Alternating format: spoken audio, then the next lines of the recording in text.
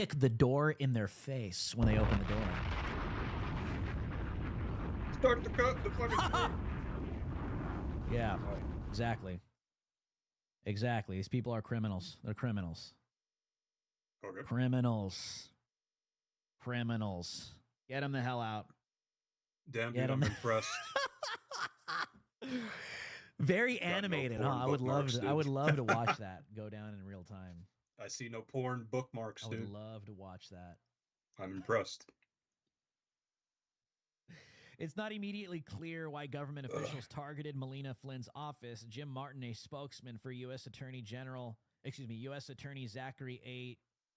Chuna's office, stated that there was unauthorized activity at the location but declined to elaborate. An FBI spokeswoman told the Providence Journal that the agency was conducting court-authorized activity at How the fuck do they only have 319 followers? So, yeah, all these immigration lawyers, all of these people, if they are aiding and abetting illegal aliens, they need to be dealt with, because that is not in the interests of the American people, period. Period. Period.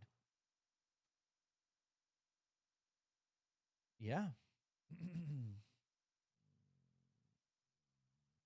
Democrat. Okay. Cool. What is that? 7 tabs open right now? 8 tabs? I'm just pulling up everything. I'm pulling up all of it right now. All right. Just let me know when you got them all. Orders. Donald Trump. Hold on. I'm making sure I got all of them. That's yes, already, guys, a lot of intel to get into. It was a 4.5 hour long show. Oh, so you went into the store physically to select your parts or whatever? Yeah, this one was funny, dude. Hold on. There it is. Oh. Just lost it. There it is. Oh, you would just F Trump. Biden forever, select bro. the products on the website, illegal right? alien gangster with long rap sheet freaks out after ICE takes him off the street.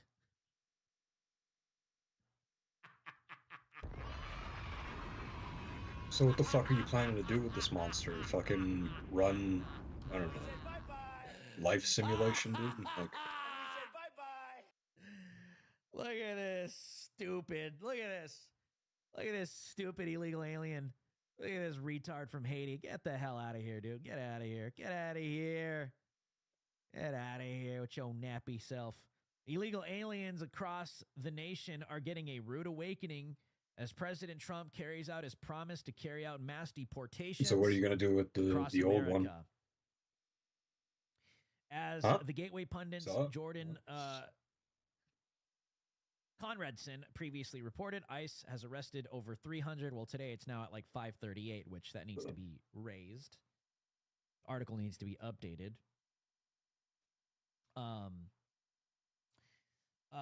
ICE conducted a large-scale raid in Boston targeting criminal aliens, including MS-13 gang members, murder suspects, and a Haitian gang member with 18 prior convictions. Fox News yesterday in Boston got to do a ride-along with ICE agents putting their lives on the line to keep America safe. In the process, they got to witness the deserved agony of those who have poisoned America for several years. And here are some photos already being taken of these raids and deportations, including this retarded Haitian guy. One Haitian illegal filmed by Fox News getting taken into custody colorfully told the country what we all knew. He had a free ride while the Biden regime was in charge, and that Trump means business. I'm not going back to Haiti, the man shouts from the ICE vehicle. And then he continues to freak out while the Fox News crew continues to film and gives a shout out to the individuals who made his life in America possible, Joe Biden and Barack Obama. He screamed, F Trump, you feel me? She, he screams, yo, Biden forever, bro. She. Thank Obama for everything he did for me, bro. She. I think Tom Homan was interviewed on this too.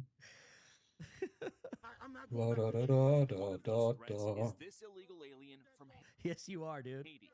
ICE says he's a gang member with 17 criminal convictions in recent years. Trump, you feel me? Yo, Biden forever, bro. Thank Obama for everything that he did for me, bro. ICE Boston quickly takes... Yeah, you're going back to Haiti, retard. You're going back to Haiti. You stupid woke black Haiti retard. You're going back. You are going back.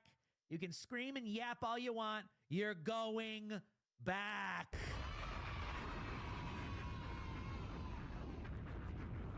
And we say bye-bye. And of course,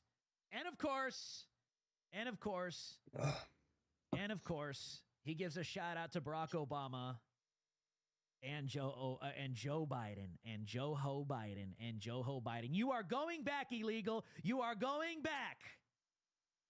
Did the You're guy not eating explain our to dogs you and cats. They're eating the dogs. No, you're not eating our dogs or cats. the benefits You're or not the eating our dogs disadvantages or of cats anymore. They're eating the dogs. They're eating the cats. Oh, you are not. You are not. Get this Each guy the part? hell out of here. You are. I'm not going back to. Yes, you are, dude. Yes, you are. Yes, you are. Take your voodoo and get the hell out of here. I'm not going back to Haiti. One of those threats is this illegal alien from Haiti. ICE says he's a gang member with 17 criminal convictions in recent years. Trump, you feel me? Yo, Biden forever, bro.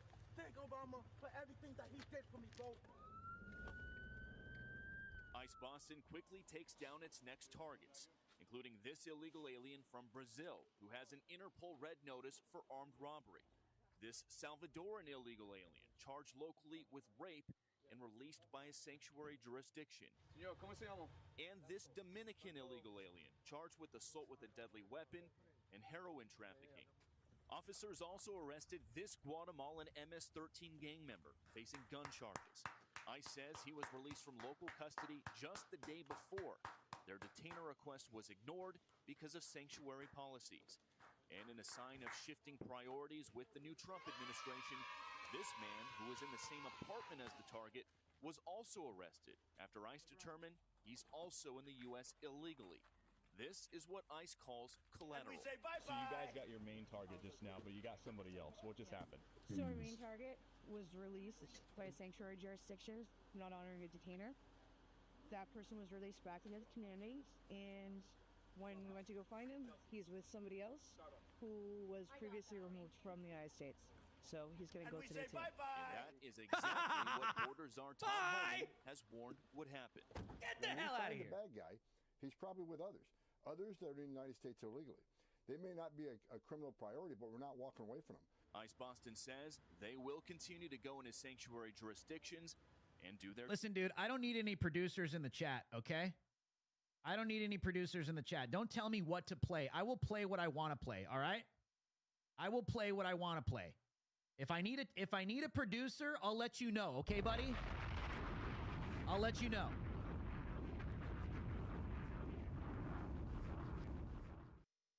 their job. Today was a good day. Today we took several significant public safety threats out of our communities.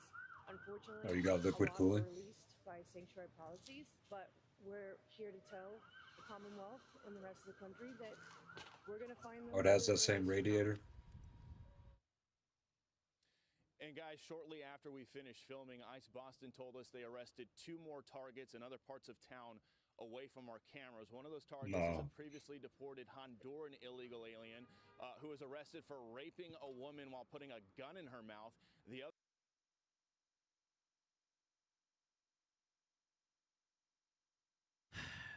those people so you should never- be deported. They should be executed. You never change the publicly. liquid. Straight up, it's too much money to deport these people.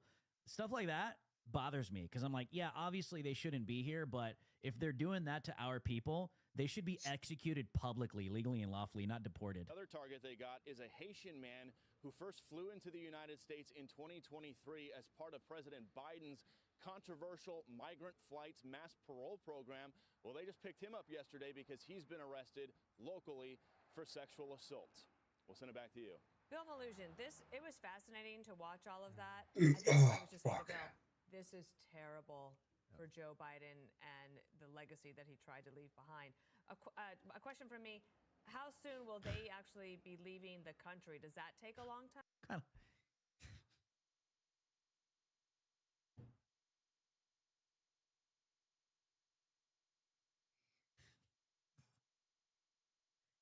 This is why I don't listen to women commentators, because of that. This is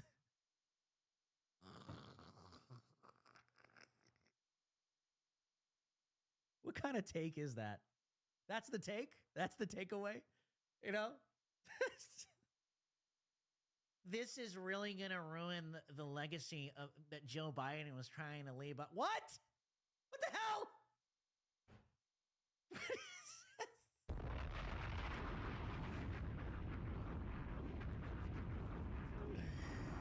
Oh, what an airhead. What a retard take, dude. Oh my God. Yeah. This is ruining Biden's legacy. Yeah, this is right here. Right here is.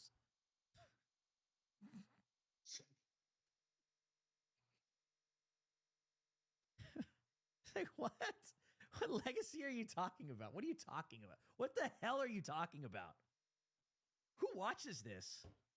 You know, listen, Bill Malusian's a cool guy. I know him. I've worked with him on the ground, on the border. He's cool. So I like to watch his work. But this, I don't even want to listen to this lady talk. Let's just fast forward to Bill. Let's go to Bill. Let's go to Bill.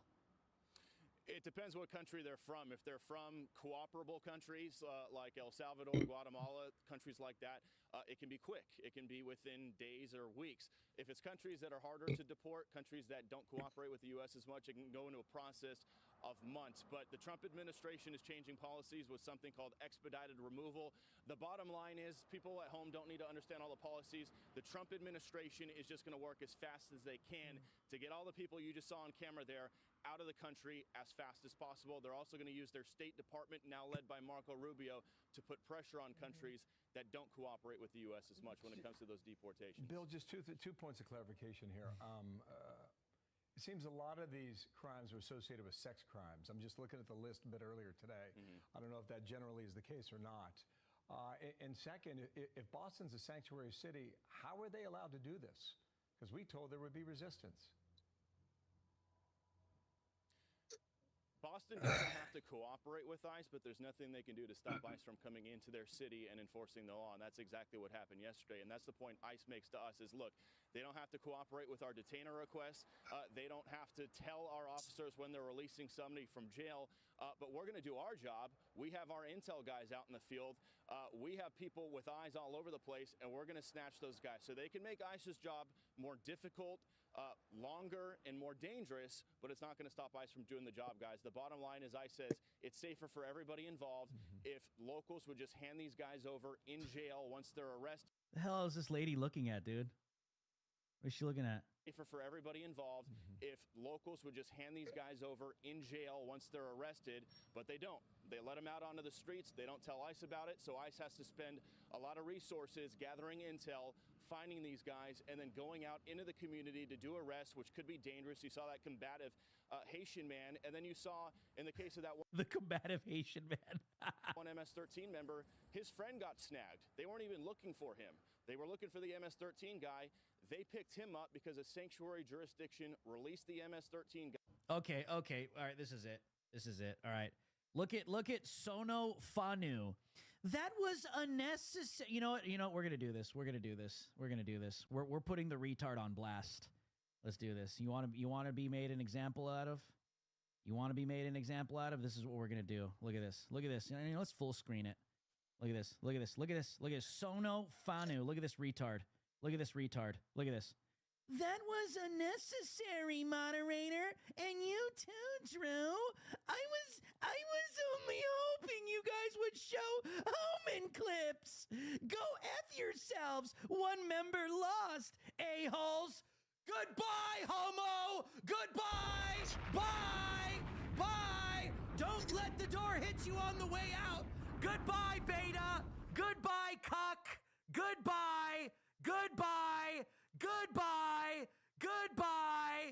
So everybody wave goodbye to the beta. Everybody wave goodbye. Oh, one member. Eat the cat.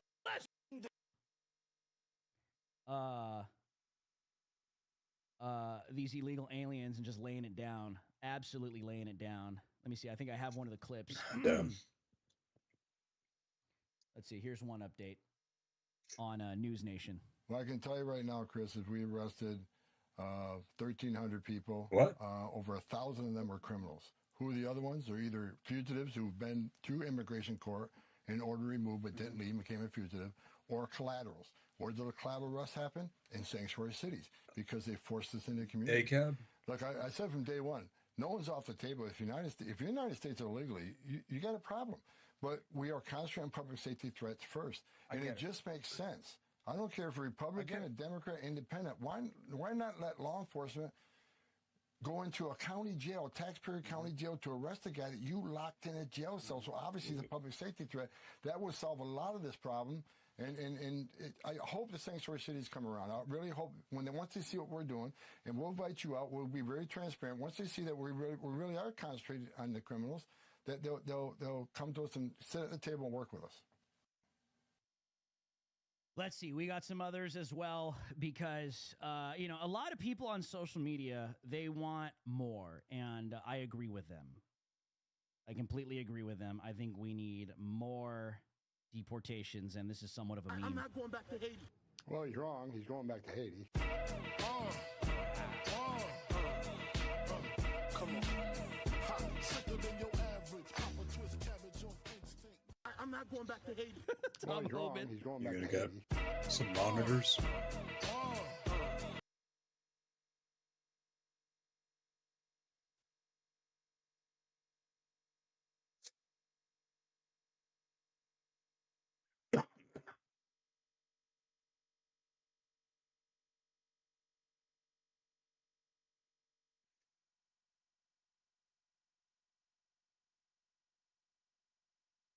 Pretty nice, dog.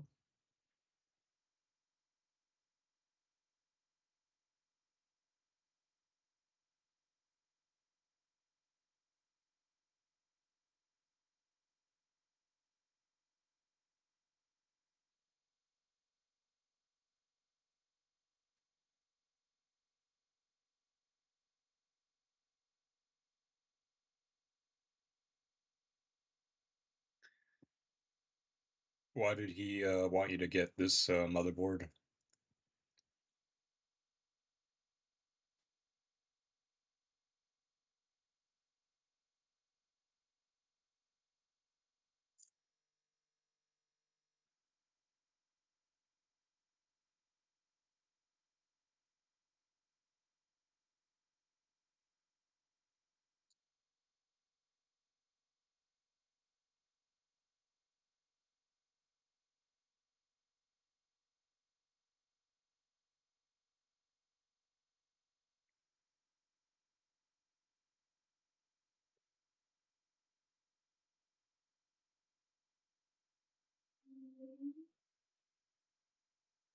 Oh fuck! Did you hear that? Yeah. Yeah, I fucking heard that, man. Yeah. Shit.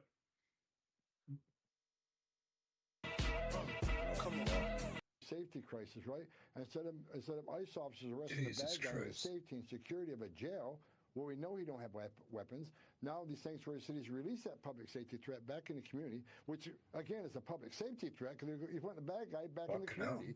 So how much total with warranty and everything else? Risk of harm, and the aliens at greater risk. Arresting 42 in a jail safe, everything's controlled. But anything can happen on the street, so it's even safer for. Oh, and it's gonna get crazy. This is just the beginning. It's gonna go down. The alien. I told you guys. And he's telling you too. Tom Homan's telling you it's gonna get crazy in the streets. In a jail safe, everything's controlled. But anything can happen on the street, so it's even safer for the alien to be put in custody of ICE in a jail. Sanctuary cities make it less efficient and more dangerous, but it's not going to stop us. We're hitting every sanctuary city right now. Right now, you're hitting cities like Chicago. Right now. Is not gonna stop us. Damn, that's that OG. That's OG Homan right there, dude. OG Tom Homan. Where was the laying it down? Where was the store? Laying it down. Do we got another one? Another one? Oh. When was this? When was this? When was this? That seems to have been put on hold for a little while. When can we expect that to happen? Where will it begin? No, it started. It has started. ICE teams are out there as of today. We gave them the direction to prioritize public safety threats. That This was the day after the inauguration. Looking for. So we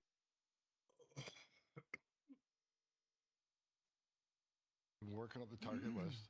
There was some discussion about Chicago because a specific operational plan was released. So we had to look at and reevaluate, does this raise officer safety concerns? And it does. But we've addressed that and things are all effective today.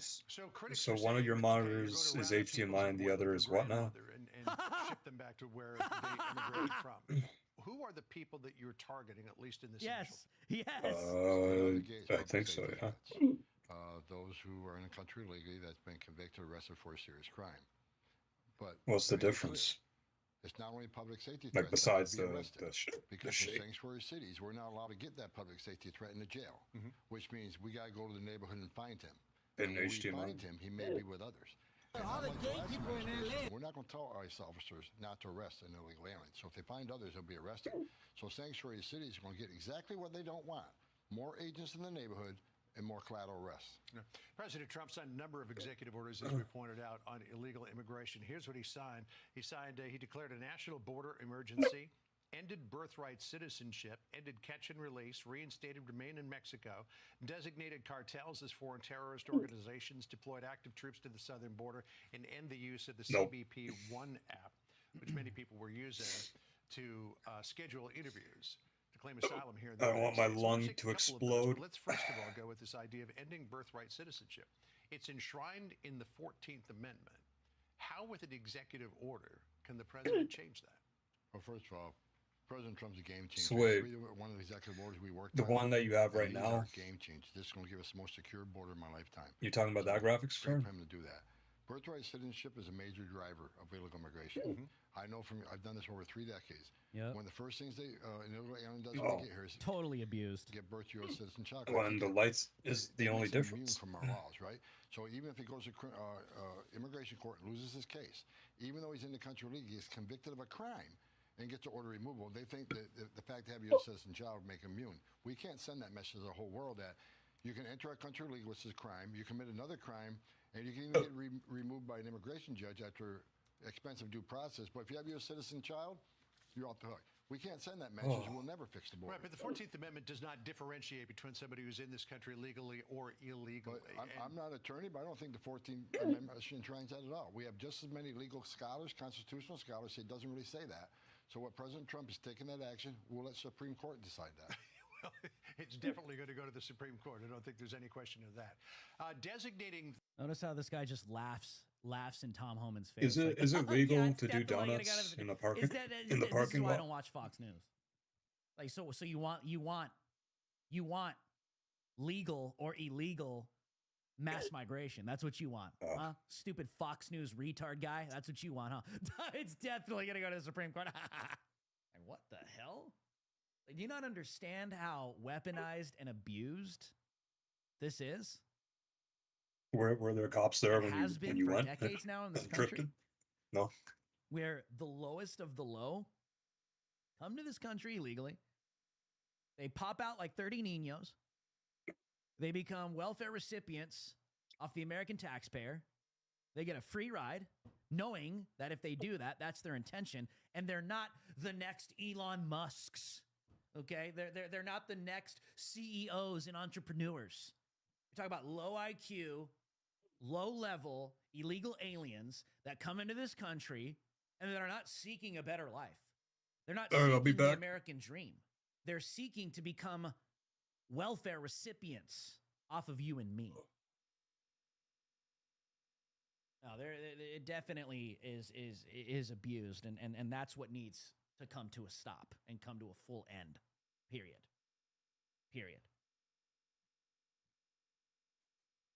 The cartels in Mexico and elsewhere, it's foreign terrorist organizations. This is something that previous administrations have resisted doing. because of the potential impact with the Mexican government.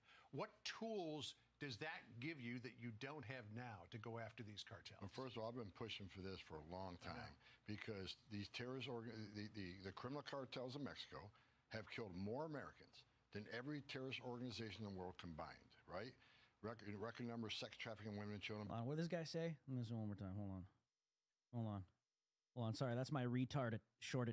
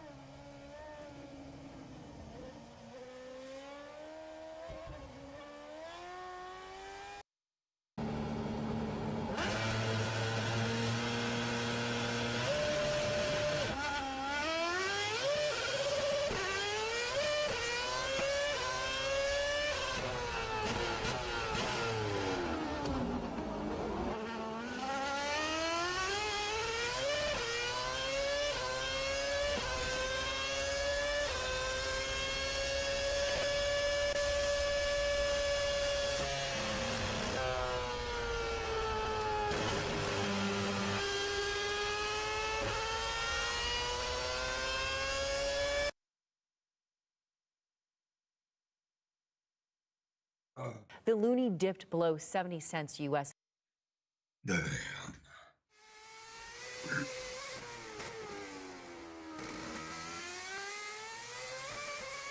Oh, it's getting worse.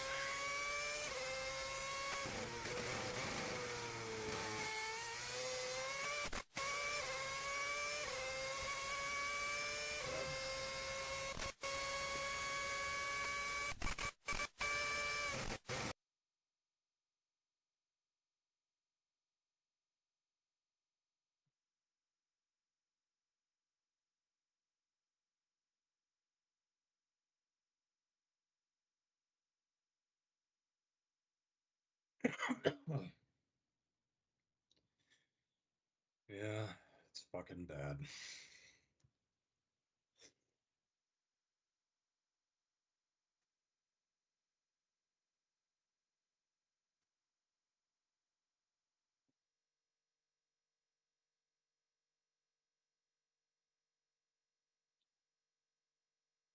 Attention span. Sorry, guys.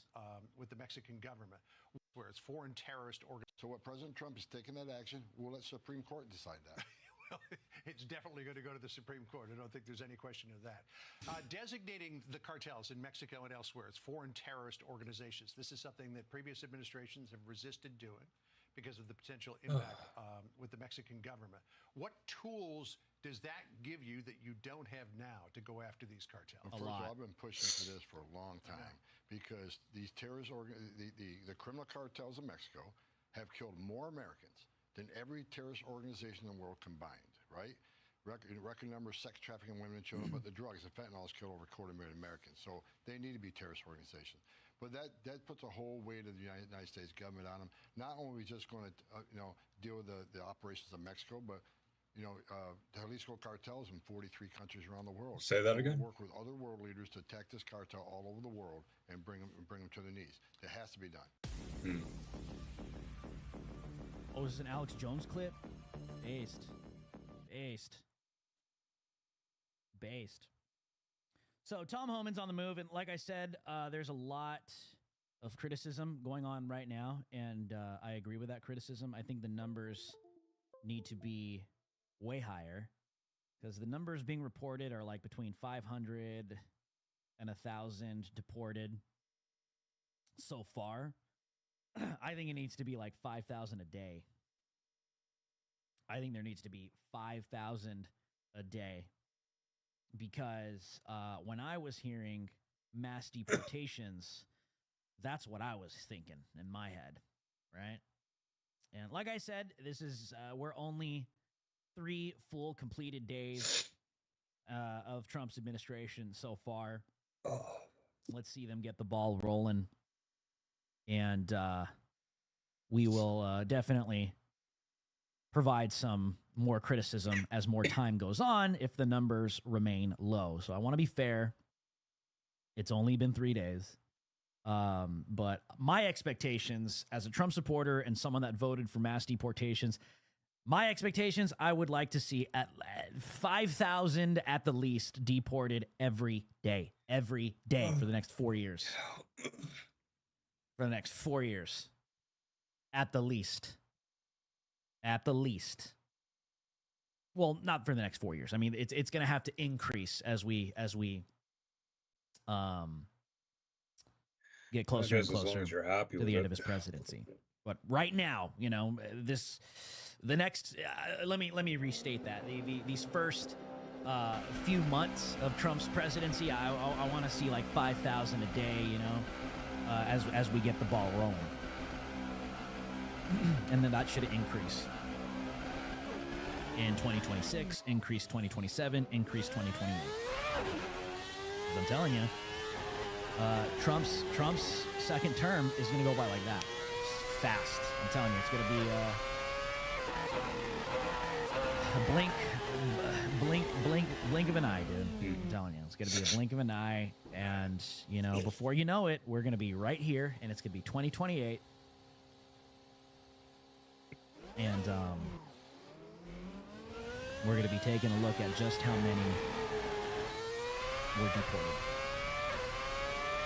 Because we're talking 20 to 30 million people imported the last 4 years. Right? And we know there's way more illegal aliens in this country. It's probably like upwards 50, maybe 70 million. Maybe even more. I'm being like conservative with my estimate, but it's probably more. Probably more. But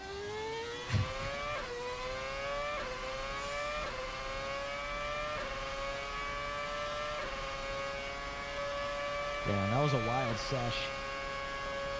That was a wild sesh of River Roulette, dude. All because some retard in the chat was trying to produce my show. Read the room, bud. Read the room, dude. Read the room. Do they say they're hiring? Read the room. Okay. Let's see. Okay, yeah. Some of these articles are split up because of Trump's speech in $2. And I want to make sure we got all that covered. These deportations.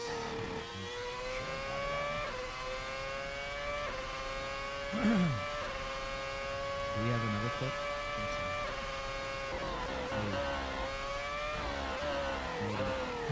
Maybe. I wanted to show some of the resistance as well. No, it's just funny what that you is said. Happening, by the way. It is happening. I'm just scrolling down. Here is so So now you have activist groups in the United States attempting to sabotage ICE deportations and assist illegal aliens in avoiding deportation. Oh, well. This obviously needs to be dealt with. Let's take a look. ICE will target schools and churches in its deportation raids. He is revoking arguments of excluding ICE from certain sensitive areas. Immigrant community on edge tonight as Michelle Guyana reports. Activists and elected officials are canvassing neighborhoods, letting people know the rights to ICE. Didn't get my fucking hands on chicken again. What rights? The fucking snow. What rights do these illegal aliens have? What rights? What the hell are you talking about? What are you talking about? These are not Americans. Thank God it's only fucking chopsticks. Biden forever! Biden forever! Thank you, Obama! It was actually like legit something expensive.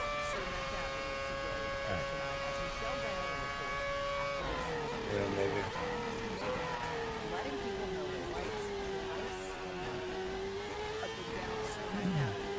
Yeah, I think I could put in a complaint.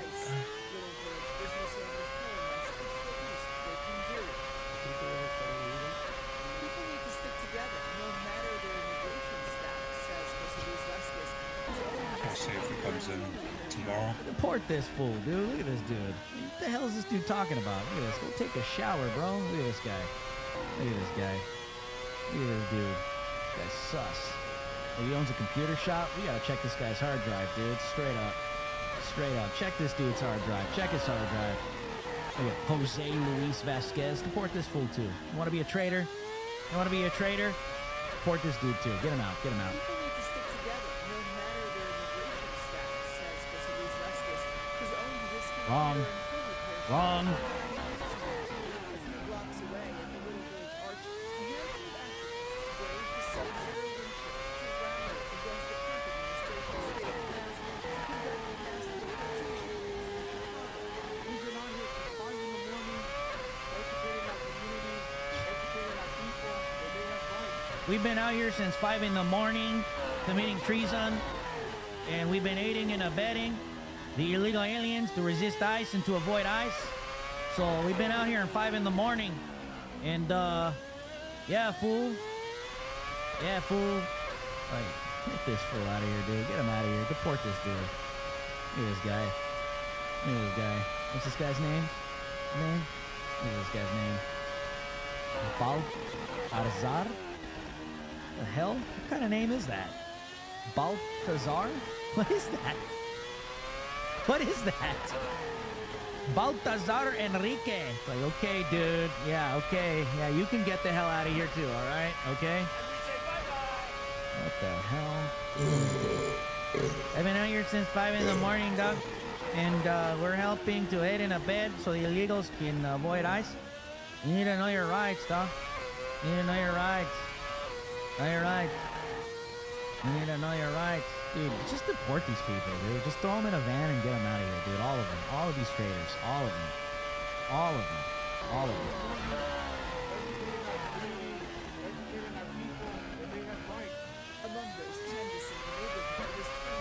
What rights? Oh my gosh. Oh my gosh. They just show all these like fat Latinos and Hispanics. Look at all these fat people. Not sending their best. You know, not sending their best. Like, yeah, this fat illegal right here is definitely gonna, you know, cure cancer. Yeah.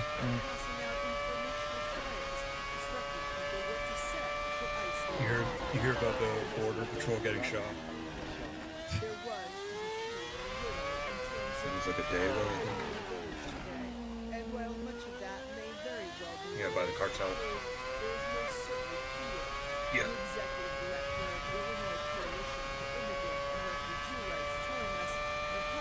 I don't know, but there's drone footage of them. Oh, good. So that could be guns tracked. and shit, so- That could be tracked. And the Trump administration. And they're planting bombs. A new CIA, FBI director could work alongside DHS and ICE, and they can track these people, hunt them down, throw them in vans, and get them the hell out of here straight up. It needs to happen, dude. It's America first. It's America first or bust. Come on, dude. Come on. Come on, we're either going to focus on our people or we're not. We're either going to focus on our people or we're not. You want to keep paying? And for all the virtue signalers out there and retards like, oh my God, Drew, that is so harsh. You're heartless. That's okay. Then, hey, amigo. Hey. Why don't you house them, huh? Why don't we stuff like 30 illegals in your house, huh? Why don't we stuff like 30 illegals in your casita, huh? Can we do that? Can we do that? Oh, and how about you pay all their bills? How about you pay all their medical health bills? How about you pay for all their niños that they pop out? How about you pay for everything? Just pay for all of them. We can start a whole country in your casita. Oh, but no, huh? Oh, no, you're not going to do that, are you? Yeah, of course not. Exactly. So shut the hell up, okay? Shut the hell up. Get out of here. You want me to pay for it, huh? Day or two ago. I'm supposed to pay for it. Yeah, I'm supposed to pay for it, an American taxpayer. I'm supposed to pay for these illegal aliens. Me? When you won't even put these people in your own house? Get out of here. Get out of here. Get out of here. Get out of here. Stupid people. Stupid people. These virtue signaling retards. These virtue signaling retards, dude. It's just like, oh, that's so harsh. You know, they just want to work. Okay, then let them live in your house. Why do I got to pay for everything? Dude, illegal immigration is one of the biggest burdens on the American taxpayer, and I'm sick of it. I don't want to pay for it anymore. Does that bother you? While you virtue signal and you're not willing to pay for these people? But my taxes, I'm willing. Shut up, dude. Open up your house. Open up your house to like 30 illegal aliens. No? Okay, then just sit down. Sit down. Sit down. Sit the hell down and stop.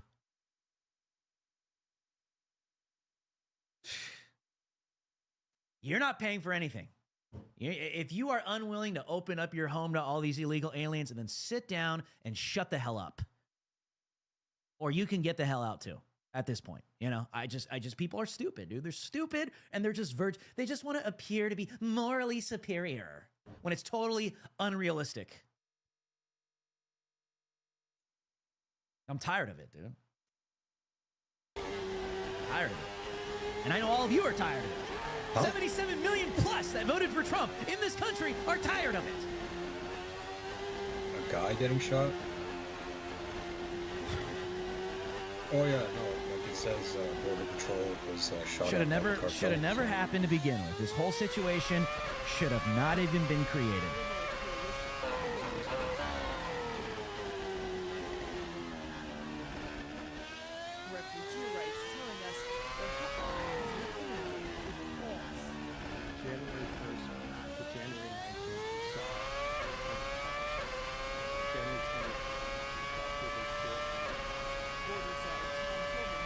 I bet you did.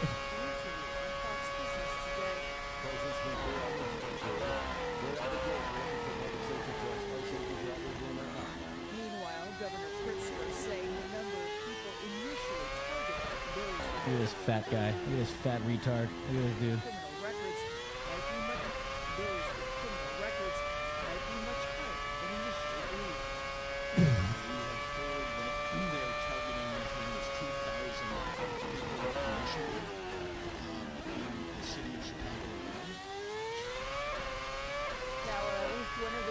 They all have criminal records. They all broke the law when they came here illegally.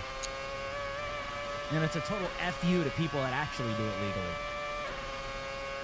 Which I want to put a stop to right now, because I just don't think we should be doing any immigration right now at all. Our system is so abused and so turned into a massive, ugly, twisted, perverted, pedophile, child sex trafficking, human trafficking operation. Even the legal aspect of immigration has. By the book. That's what this administration has done. By the book. They've been doing this.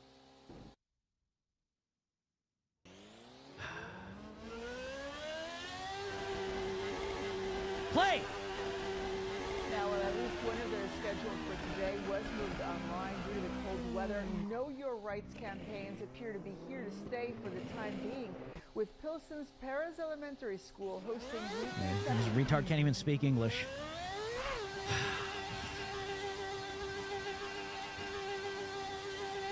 It was funny. Yeah, I don't know if you guys follow me on X. Did you guys see what I posted the other day?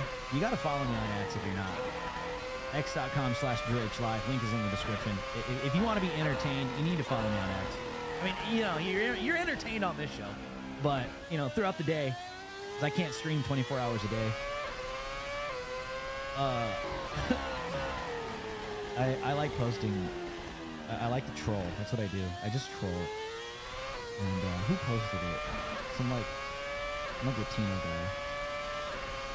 Lesser expensive. Some Latino guy. Lesser on expensive. X the other day. Hold on, I'm scrolling. Fuck. I'm scrolling. Let's see, I'm scrolling down. Hey, Tim. Alright, any day now. Any day now. Any day now. Any day now.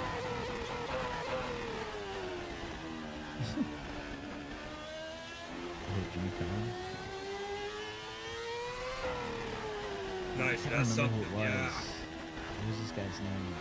Oh, here it is. I found it. I found it. Look at this. Look at this retard. Look at Dr. Eric Dean. What kind of stupid name is that? Dr. Derek Ing. Dr. Eric Ding. Eric Ding. Okay, dude. All right, you know. Dear Hispanic Americans who voted for Trump, the Spanish version of the White House website and the White House's Spanish Twitter account has been deleted. Okay, your point is. And then I replied, I think. Where did I reply? And I put Latino Trump supporter here. My message to you is learn English.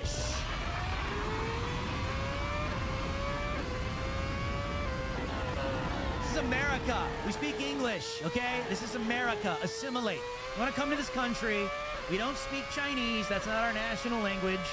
We don't speak Spanish. That's not our national language, okay? We don't speak Arabic. That's not our national language, okay? We speak English. English. English. English. English. Okay? Okay, Dr. Ding? Okay? English. Go learn English. Learn English, retard.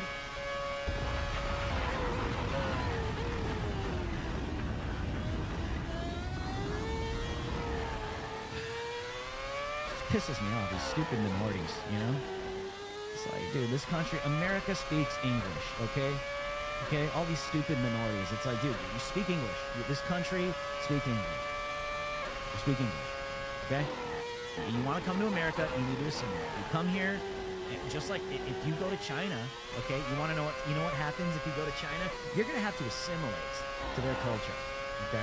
And you're not going to be running around dictating to the Chinese what they will or will not do, okay? Oh, yeah, try that in Israel. Try that in Israel, too. See how that goes for you. All you Zionists out there, just run around and start preaching Jesus in the Jewish quarter in Old City, Jerusalem, and then report to us how it goes, okay? Go, for all the Zionists out there, go to Israel, go to the Jerusalem court in Old City, Jerusalem, and start open air preaching the gospel in English, and then live stream it. I'll air it. I'll air it right here on Drew Hernandez Live so we can all watch what happens.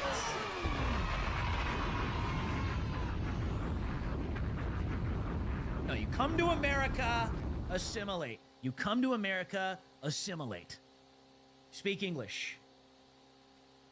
Speak English. You're speaking. It's gonna be.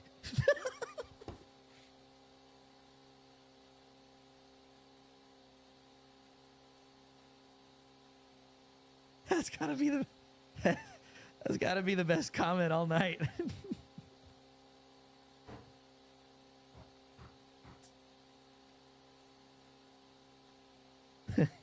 The Brosov says it's gonna be a Jewish mosh pit.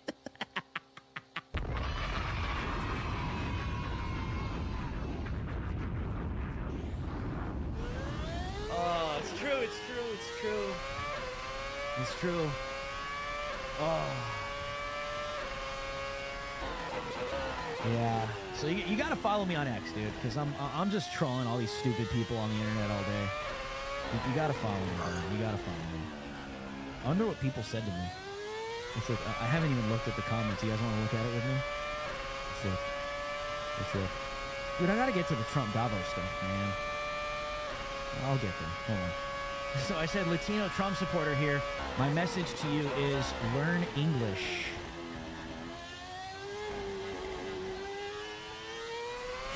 You know what would have been really funny, like actually hilarious, if I spelled it wrong.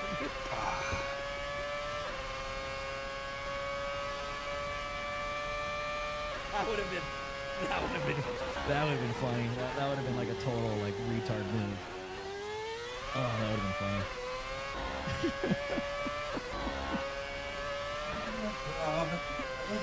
Let's see what people said to me. Let's see. This. Same here. My mom used to get us to translate for her. It's not the end of the world. Can you speak Spanish? No, it doesn't matter. This is America. No, my parents taught me English, because I live in America. English. Latino Trump supporter here. Yep, same thing, Drew said.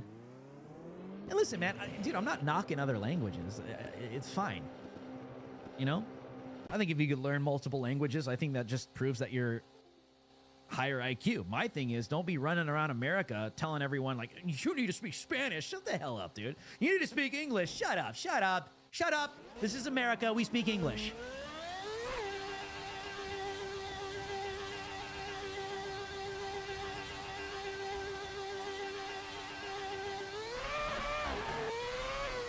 Latino Trump supporter here. Yep, same thing Drew said. It's not 100. It's not rude, disrespectful, or racist to say either. If you're coming here, you learn our language. It's how it should be. Same with going to someone's house. You follow their rules. Yeah, look at this. Yeah, and gringos who come to Latino America should learn Spanish. Exactly. I agree. That goes for anybody. Not just white people. You go to a different country, you're gonna want to have some. You're gonna want to have some ability to communicate with the people of that nation, of that country. Okay.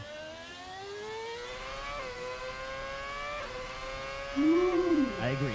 You go to Latin America, yeah, you should have some way to communicate in Spanish. You can't just be walking around Mexico demanding everyone speak English. That's retarded. Same thing with America. You come to America, it's English. The problem is because we're English white people, you know. But everybody else on planet Earth, right? Every other race, every other nation, you assimilate to their language. That's okay. But America, nope. Nope.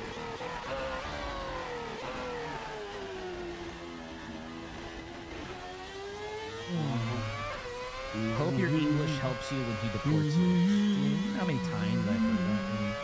You know how many times I've been in the White House with Trump, dude? How many times I've met Trump, been in his presence? Still hasn't happened. Waiting. I'm waiting. Where's Trump? Waiting. I'm waiting. Roger that, brother. Way ahead of you. You're next. Pendejo. Is that like a bad word in Spanish or something?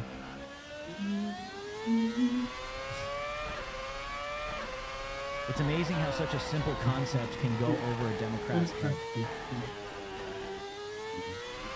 Yep. Spaniard here. Not about imposing my language. This is akin to seeing Arab letters in my country. I think integrate where you go. That's it. Exactly. Bro wants to be white so bad. Isn't it funny?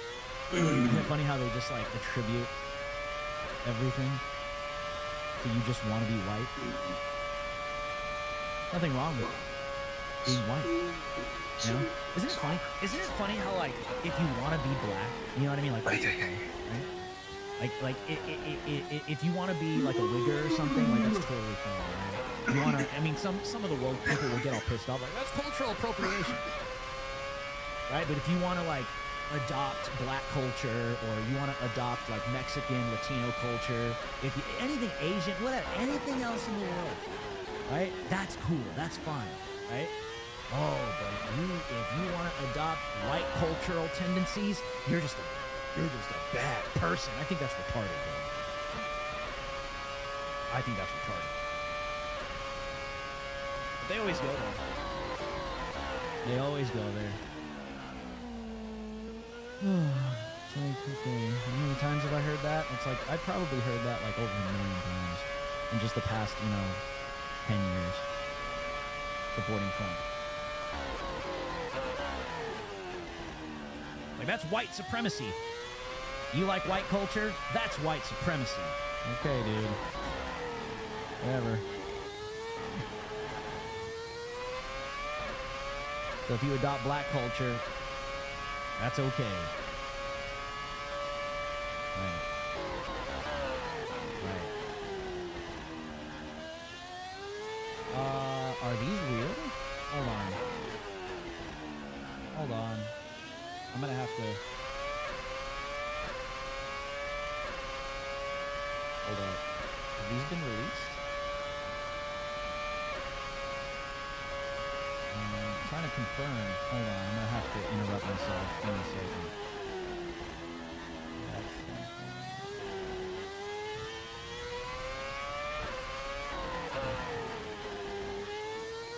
I'm seeing a post of the MLK file on X, but I'm not sure if this is real.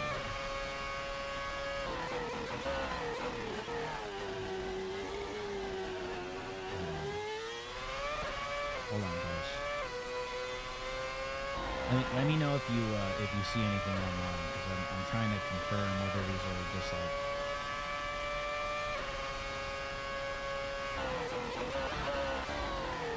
The one I'm looking at is like 23 pages long. I just can't tell if this is real or not. Or like a troll. Yeah, it's popping up on my feed, but I might have to like go through this and review this. But real quick, just to end not the show, but my coverage, this segment on the deportations. This was released by ICE, U.S. Immigration and Customs Enforcement. Enforcement update, January 23rd, 2025, 538 arrests, 373 detainers logged. That's too low. That needs to be way higher. Way higher. Way higher. Way higher. But like I said, it's only been 3 days, so I'm not going to be too critical. Yet.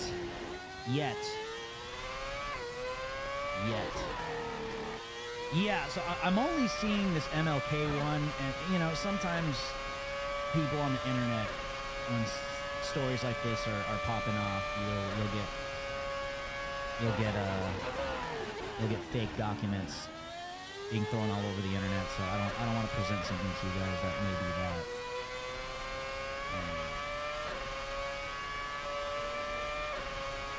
Why is this marked? Oh, that doesn't make any sense.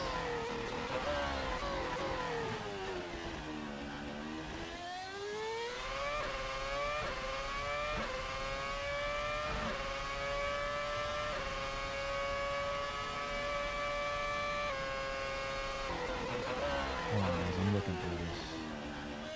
An FBI document from March 12th, 1968. It's got a secret classification on it.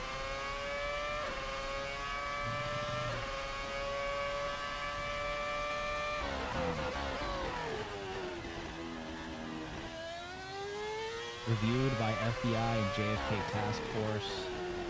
It's hard to tell if this is real or not. I'm gonna have to really sit on this. Yeah. Yeah, because I've only seen one link on it.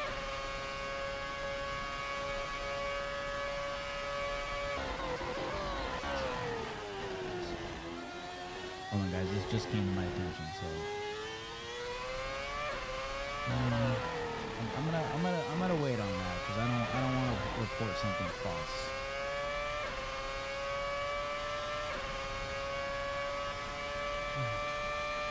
I don't want to report something false. Let's let that one cook a little bit. Let's let this one cook a little bit. Because I really want to see them.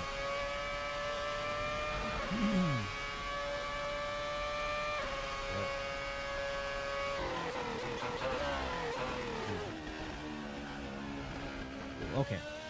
All right. Where was I?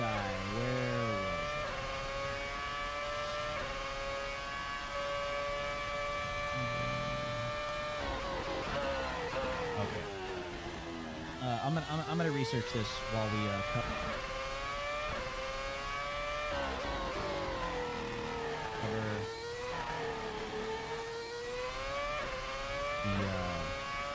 we gotta cover Trump's Davos speech, as he really laid down the gauntlet, which was phenomenal. Let me pull that up. And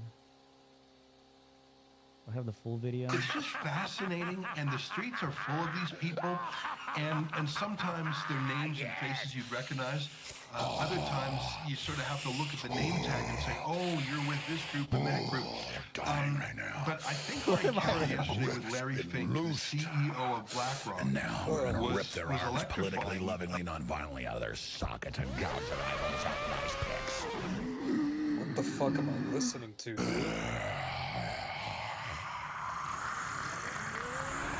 thought there was a demon in my ear. Fuck.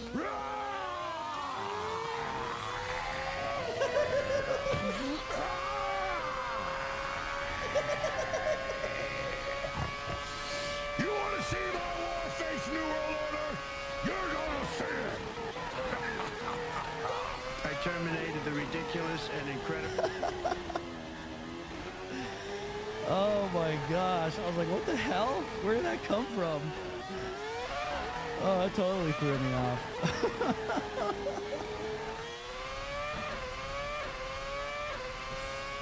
Oh, that totally threw me off. That was just Alex charging. Alex charging up. Okay, hold on. I gotta find a link to this. Hold on.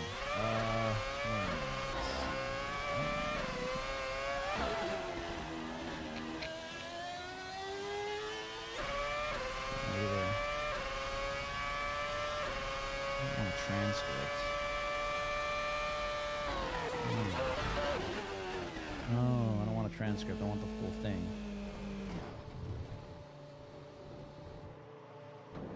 Yeah, it wasn't that long. It was like 14 minutes long. Here it is. Boom. I got it. I got it. Ladies and gentlemen, the President of the United States, Donald J. Trump. Yeah, that's right. That's right. That's right, NWO scum. Get it right. Get it right. Well, thank you very much, Klaus, and hello to everyone in beautiful Davos. This has been a truly historic week in the United States. 3 days ago, I took the oath of office, and we began the golden age of America. The recent presidential election was won by millions of votes, and all seven, every one of them, all seven swing states. It was a massive mandate from the American people like hasn't been seen in many years, and some of the political pundits, even some of my so-called enemies, said it was the most consequential election victory in 129 years. That's quite nice. What the world has witnessed in the past 72 hours is nothing less than a revolution of common sense. Our country will soon be stronger, wealthier, and more united than ever before, and the entire planet will be more peaceful and prosperous as a result of this incredible momentum and what we're doing and going to do. My administration disasters we've inherited from a totally inept group of people and to solve every single crisis facing our country. This begins with confronting the economic chaos caused by the failed policy. Hold on. I got the wrong link. I want to watch the full thing. Give me 1 second. Let me fix this. Sorry, guys. I'm stupid. I'm retarded. You'll learn to live with it. You'll learn to live with it. It's okay. Hang on. Let me get the right feed. You get the right feed because my producer is retarded, which is me.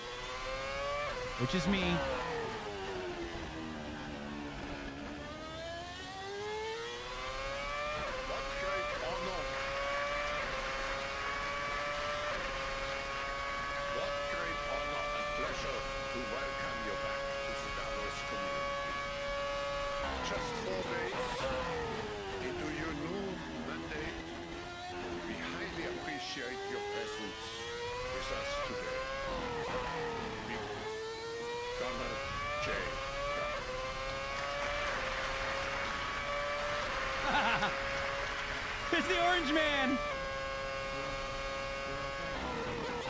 Hello to everyone in beautiful Davos. This has been a truly historic week in the United States. Which track is ago, this? I took the oath of office and we began the golden age of America. Where is The that? recent presidential election was won by millions of votes, and all seven, every one of them, all seven swing states.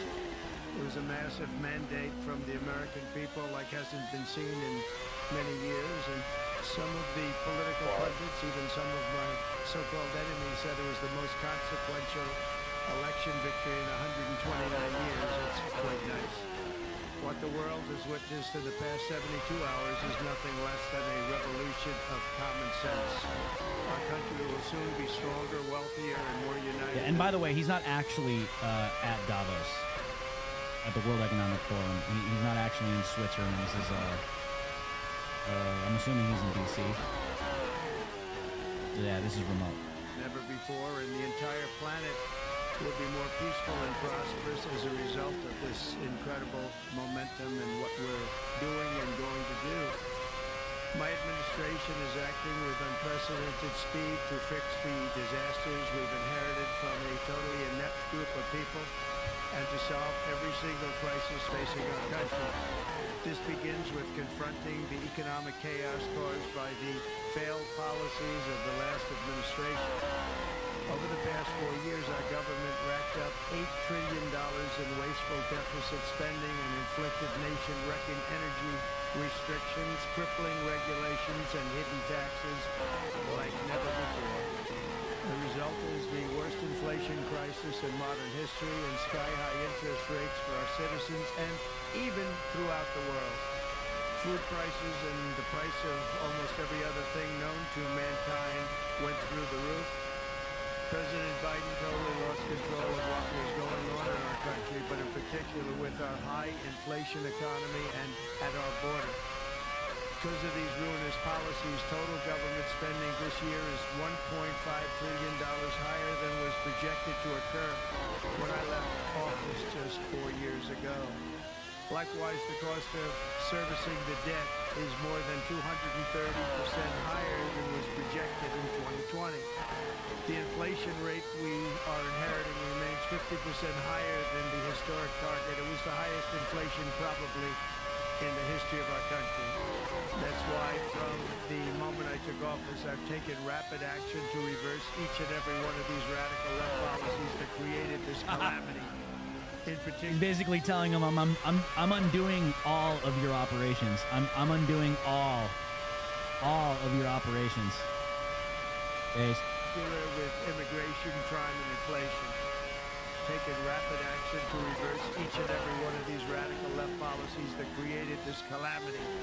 In particular with immigration, crime, and inflation. I am undoing your New World Order replacement migration operation in America. On day one, I signed an executive order directing every member of my cabinet to marshal all powers at their disposal to defeat inflation and reduce the cost of daily life. I imposed a federal hiring freeze, a federal regulation freeze, a foreign aid freeze, and I created the new Department of Government Efficiency. I terminated the ridiculous and incredibly wasteful Green New Deal. I call it the Green New Scam. Withdrew from the one-sided Paris Climate Accord. F your climate change.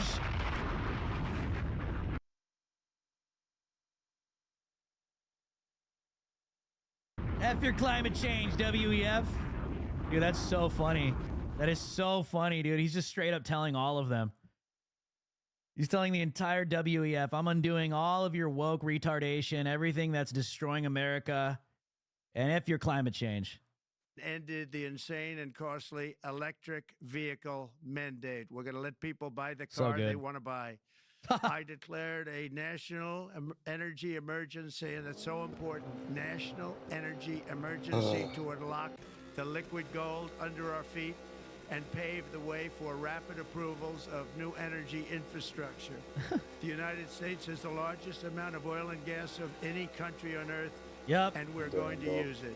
Not only will this reduce the cost of virtually all goods and services, it'll make the United States a manufacturing superpower and the world capital of artificial intelligence and crypto.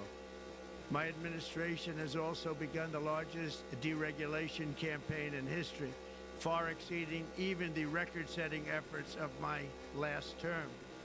In total, the Biden administration imposed $50,000 in additional regulatory costs on the average American household over the last 4 years. I have promised to eliminate 10 old regulations for every new regulation, which will soon put many thousands of dollars back in the pockets of American families. To further unleash our economy, our majorities in the House and Senate, which we also took along with the presidency, are going to pass the largest tax cut in American history, including massive tax cuts for workers and families, and big tax cuts for domestic producers and manufacturers. And we're working with the Democrats on getting an extension of the original Trump tax cuts, as you probably know, by just reading any paper. My message to every business in the world is very simple. Come make your product in America, and we will give you among the lowest taxes of any nation on earth. We're bringing them down very substantially, even from the original Trump tax cuts. But if you don't make your product in America, which is your prerogative, then very simply you will have to pay a tariff, differing amounts, but a tariff which will direct hundreds of billions of dollars and even trillions of dollars into our treasury to strengthen our economy and pay down debt. Under the Trump administration, there will be no better place on earth to create jobs, build factories, or grow a company than right here in the good old USA. Already Americans' economic, you can see this, I think, maybe even in your wonderful, wonderful room that you're all gathered together, so many of my friends, but Americans, the economic confidence is soaring like we haven't seen in many, many decades, maybe not at all. Upon my election, it was just announced that small business optimism skyrocketed by 41 points in a single month. That's the highest ever. There's never been. This is the complete opposite of you will own nothing and be happy. The complete opposite. This is so funny, dude. Anything like that.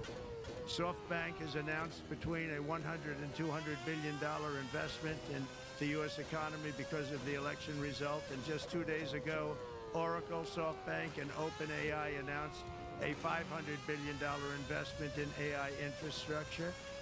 Other companies likewise have announced billions and billions and billions, adding up to trillions of investment in America, in the United States. And it's also reported today in the papers that Saudi Arabia will be investing at least $600 billion in America, but I'll be asking the Crown Prince, who's a fantastic guy, to round it out to around $1 trillion. I think they'll do that because we've been very good to them.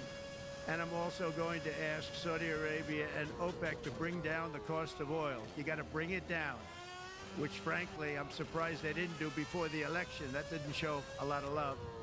by them not doing it. I was a little surprised by that.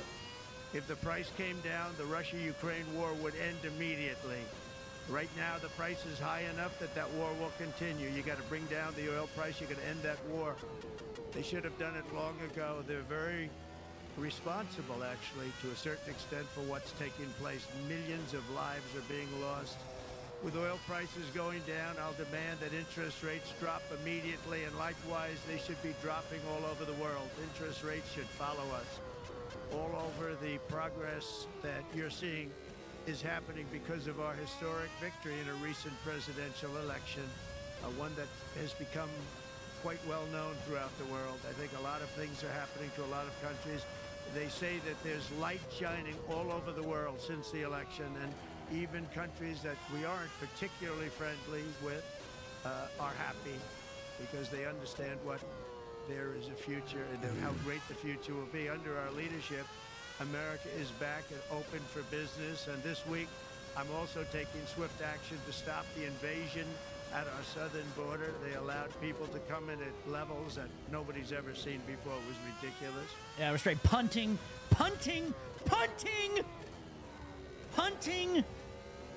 The United Nations NWO replacement migration operation. Back the hell out of here. Punting illegal aliens out of here. I decided and declared to do, and very, very importantly, a national emergency on our border. Immediately halted all entry of illegal border crossers, of which there were many, and began promptly returning the illegal trespassers back to the place from which they came. That action, as you've probably seen, has already started very strongly. I've deployed active duty U.S. military and National Guard troops to the border to assist in repelling the invasion. It was really an invasion. We will not allow our territory to be violated. After 4 long years, the United States is strong and sovereign and a beautiful nation once again. It's a strong, sovereign nation. In addition, I'm pleased to report that America is also a free nation once again. On day one, I signed an executive order to stop all government censorship.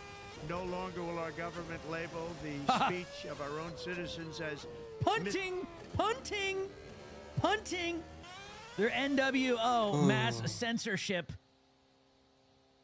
industrial globalist complex. Because that's all they ever talk about. Remember at Davos, WEF? Oh, we have to combat misinformation and disinformation because those Americans are thinking for themselves. Punting. Goodbye. Misinformation or disinformation, which are the favorite words of look, censors. he even says it. No longer will our government label the speech of our own citizens as misinformation or disinformation, which are the favorite words of censors and those who wish to stop the free exchange of ideas and, frankly, progress. We have saved free speech in America, and we've saved it strongly. With another historic executive order this week, I also ended the weaponization of law enforcement against the American people and, frankly, against politicians, and restored the fair, equal, and impartial rule of law. My administration has taken action to abolish all discriminatory diversity, equity, and inclusion nonsense, and these are policies that were absolute nonsense throughout the government and the private sector. With the recent yet somewhat unexpected great Supreme Court decision just made, America will once again become a merit-based country. You have to hear that word, merit-based country. And I've made it merit-based.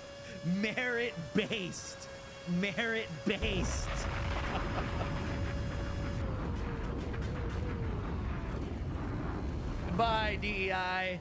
Goodbye, DEI. The death of DEI.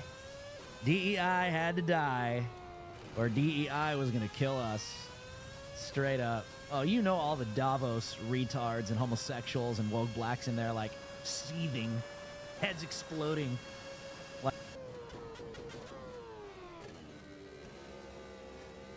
Like that movie from when Mars attacks all the aliens. Their heads are exploding. So good. What unexpected great Supreme Court decision just made. America will once again become a merit merit-based country. You have to hear that word, merit-based country. And I've made it official, an official policy. I like hearing Trump say based. Of the United States that there are only two genders, male and female. And we will have no men participating in women's sports, and transgender operations, which became the rage, will occur very rarely. Finally, as we Yeah, screw your satanic transhuman Baphomet agenda too. What a speech to give at Davos. What a speech. For common sense in America, we're moving quickly to bring back strength and peace and stability abroad. Straight up F you to the NWO.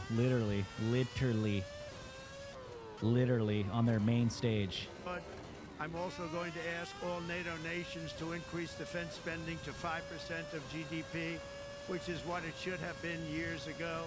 It was only at 2%, and most nations didn't pay until I came along. I insisted that they pay, and they did, because the United States was really paying the difference at that time, and it was unfair to the United States. But many, many things have been unfair for many years to the United States. Before even taking office, my team negotiated a ceasefire agreement in the Middle East, which wouldn't have happened without us, as I think most of the people in the room know. Earlier this week, the hostages began to return to their families. They are returning, and it's a beautiful sight, and they'll be coming in more and more. They started coming back on Sunday. Our efforts to secure a peace settlement between Russia and Ukraine are now hopefully underway. It's so important to get that done. That is an absolute killing field.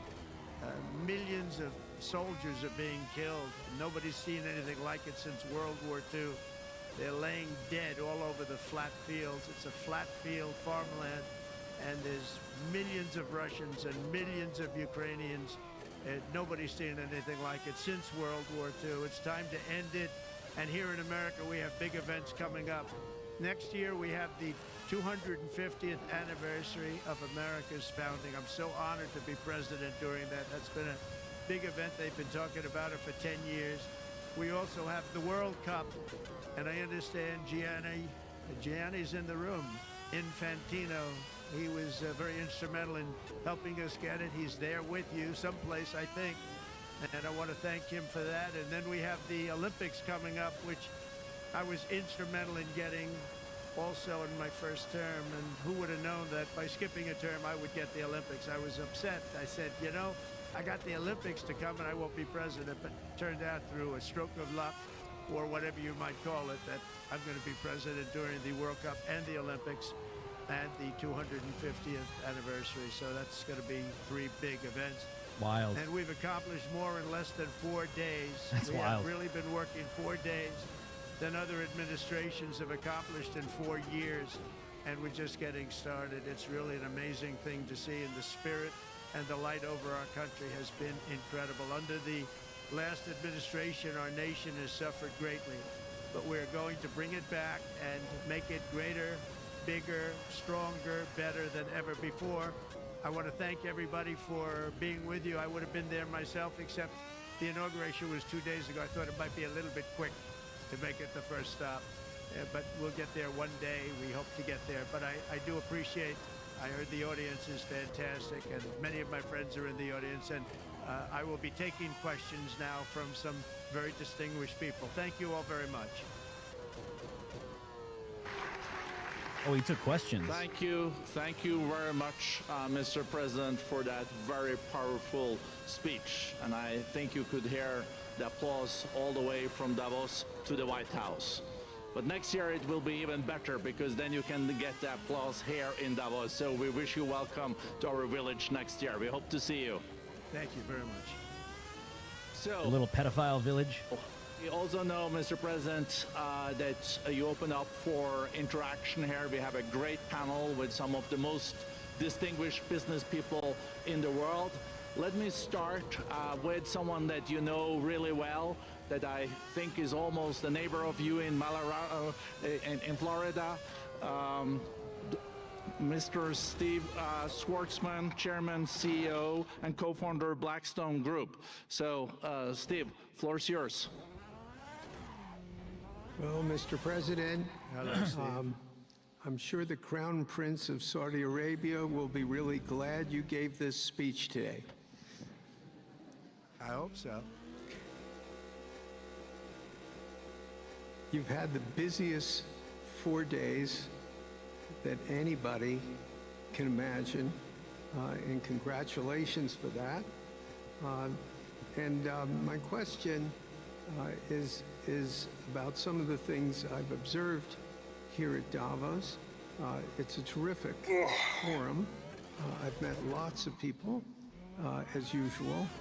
I think I've been here 30 years. And a lot of the European business people have expressed enormous frustration with the regulatory regime in the EU, and they attribute slower growth rates here because of the numerous factors, but especially because of regulations. And what do you mean? You've taken a completely different approach in this area. And if you could explain the theory of what you're doing, how you're going to do it, and what you expect the outcome to be, I'd appreciate it. Well, thank you very much, and congratulations, Steve. You're a friend of mine, but on a great career. You have had an amazing career and continues. So I just want to congratulate you. Very inspirational to a lot of people. I want to talk about the EU, because you mentioned specifically that I have also had a lot of friends and leaders of countries. I've gotten to know them all my first term and a little bit during this period of 4 years, and know them well, like them a lot, but they're very frustrated because of the time everything seems to take to get approved, environmental impact statements for things that you shouldn't even have to do that, and many, many other ways that it takes. And I'm going to give you a quick... What if I told you there was a travel group company? With a $50 group.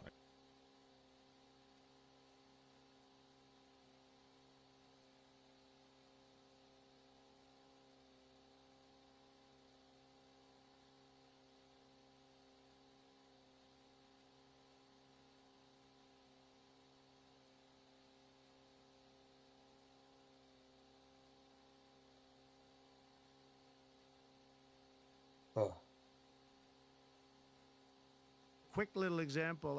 In the private life, my beautiful private life, before I had all these things happening, the world is a little different. I had a nice, simple life. You knew that. But when I had that simple life, I did projects. And I had a big project in Ireland. And it had to get approval on something that would have made it even better. And I got the approval from Ireland in a period of a week. And it was a very, very, very efficient, good approval. And they informed me, though, the problem is you're going to have to get it from the EU, and we think that'll take 5 to 6 years. And they said, you have to be kidding. And this was before politics. And I said, wait a minute, it's not that important. I don't want to go 5 or 6 years, but it would have been a big investment. It would have been nice, and it would have been good for the project. And I sent the people to the EU to see if they could speed it up, and basically it was a 5 or 6 year wait just to get a simple approval that Ireland gave me in a period of literally not much more than a week.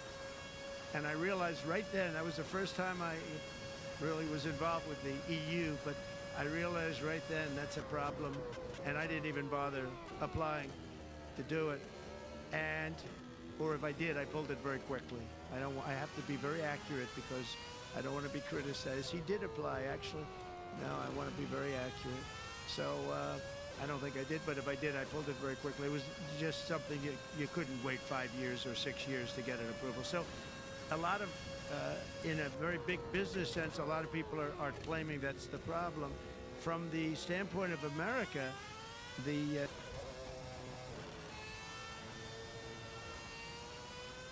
EU treats us very, very unfairly, very badly. They have a large tax that we know about, and a VAT tax, and it's a very substantial one.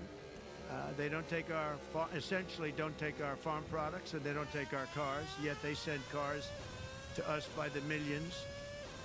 They put tariffs on things that we want to do. Like, for instance, I think they actually, in terms of these are non-economic or non-monetary tariffs, and those are very bad, and they make it very difficult to bring products into Europe, and yet they expect to be selling, and they do sell their products in the United States. So we have, hundreds of billions of dollars of deficits with the EU, and nobody's happy with it, and we're going to do something about it, but nobody's happy with it. So I think the EU has to speed up their process. Friends of mine that are in some of the nations within the EU, great people, they want to be able to compete better, and you can't compete when you can't go through the approval process fast. There's no reason why it can't go faster. So, I'm trying to be constructive because I love Europe. I love the countries of Europe, but the process is a very cumbersome one, and they do treat the United States of America very, very unfairly with the VAT taxes and all of the other taxes they impose. One other, just to finish up, I got a call from the head of a major airline, one of the biggest airlines in the world, and he said, "Sir, could you help us? What? Landing in Europe is brutal. They charge us fees for everything, and it's so unfair." I said, "How does it compare to China?" He said, it's much worse. And the other thing, as you know, they took court cases with Apple, and they supposedly won a case that most people didn't think was much of a case. They won 15 or 16 billion from Apple. They won billions from Google. I think they're after Facebook for billions and billions. These are American companies, whether you like them or not. They're American companies, and they shouldn't be doing that. And that's, as far as I'm concerned, it's a form of taxation. So we have some very big complaints with the EU. Thank you. Thank you very much, Mr. President. We'll now go to one of your friends in the EU, Patrick Pouyanné. He's the chairman CEO of Total Energies. I guess you have a question ready, Patrick, for the president. Mr. President, as we understand, energy is at the top of your agenda, and it's an honor for me to represent the energy industry tonight. In this panel, Total Energies is indeed the fourth largest oil and gas and electricity company in the world. I will not ask you a question about the oil price. It's quite clear what you expect from us. I will go to gas more. And our company is the largest #1 exporter LNG from the US company. We are a strong contributor to, and we invest in a mammoth LNG projects in Texas, $20 billion. It's far from 200, but it's $20 billion. And we contribute with that to security of supply to Europe, as we export this LNG to Europe. Some experts fear that if there are too many projects developed in the US on LNG, this could have an inflationary impact on the US domestic gas price. And they recommend a pause on these projects. I would ask you the following question: what are your views about such a pause on investments on LNG in the US? What would happen if you would observe an increased domestic gas price because of these exports? And final question, which is important for Europe: would you agree to guarantee security of supply of US LNG to Europe? Well, in the last part of your question, yes, I would. I would make sure that you get it. If we make a deal, we make a deal, you'll get it. Because a lot of people do have that problem. They make a deal and then it can't get supplied because of war-type problems and other problems. So we would absolutely do that. LNG is very interesting because when I took office for the first term, one of the first things I looked at was there were two very massive plants in Louisiana, a state that has been very good to me, won it by many, many points. And I felt strongly indebted to it, actually. And they said there are two plants that have been under environmental consideration for more than 10 years. And they were costing, as you say, you know how expensive those plants are, but they were costing like 12 billion and I think 14 or 15 billion, but they couldn't get their permits. They were in review for years, many, many years, like a decade. or more. And I said, so ridiculous. I know so much about that because in the construction industry, I had to go through it too, but I got good at it after a while. But I saw the projects, and you're talking about a total investment of 25 to 30 billion dollars, and it looked like it was going to end. They couldn't get their permits, and I got them done in less than a week. It was done, completed. In fact, when they called them to announce that it was done, the countries, largely countries, Japan was involved, and another country, and some very big investors, they couldn't believe it. They actually couldn't believe it. And I said, just do yourself one favor. Don't pay any consultants, because the only one that got it done was me. I got it done because it was the right thing to do for the U.S. and for the world, but the consultants had nothing to do with it. You know, the consultants go in and they say, give us millions of dollars because Trump did it. Nobody called me about it. I just heard it was a problem for years. And I got it done because it was the right thing to do for the U.S. and the right thing to do for beyond. It had to do with energy, very important. So I think it's very important. I think I disagree with one. I think the more that you do, the lower the price is going to go. And what I'd like to see is rapid approvals. We're going to give very rapid approvals in the United States, like with the AI plants, talking to many people want to build them. That's going to be a very big thing. We're going to build electric generating facilities. They are going to build. I'm going to get them the approval. Under emergency declaration, I can get the approvals done myself without having...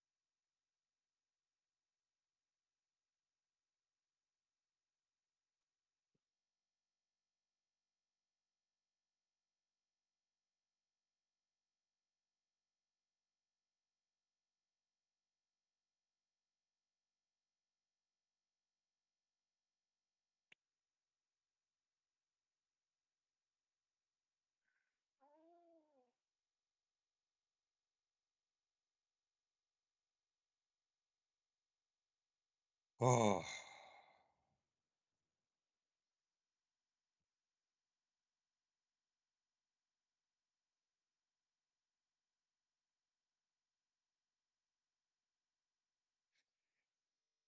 Yo, dog.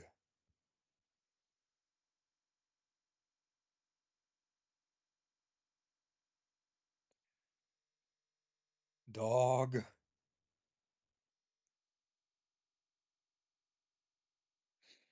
You there?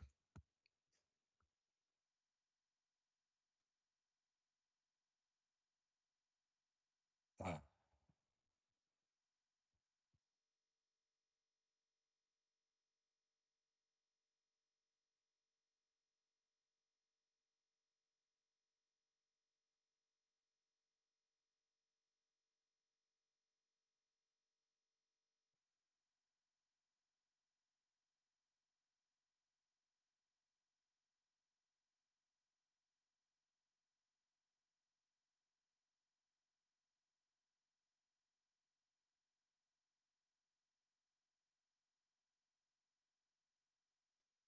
Ah.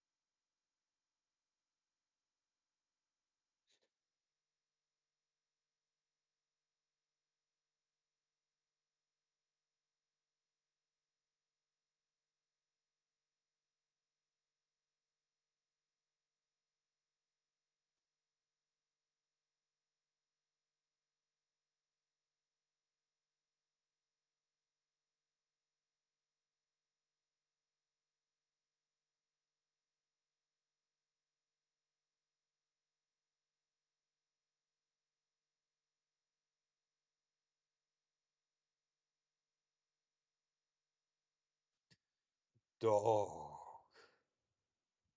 What happened, dog? I don't have one.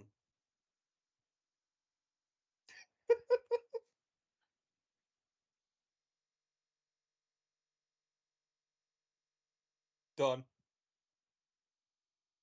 Done. Done. Yep. It's over.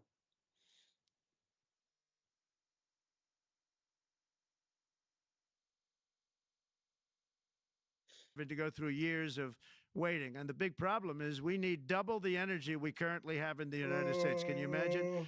For AI to really be as big as we want to have it, because it's a very competitive, it'll be very competitive with China and others.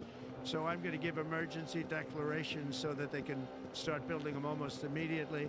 And I think it was largely my idea because nobody thought this was possible. It wasn't that they were not smart, because they're the smartest.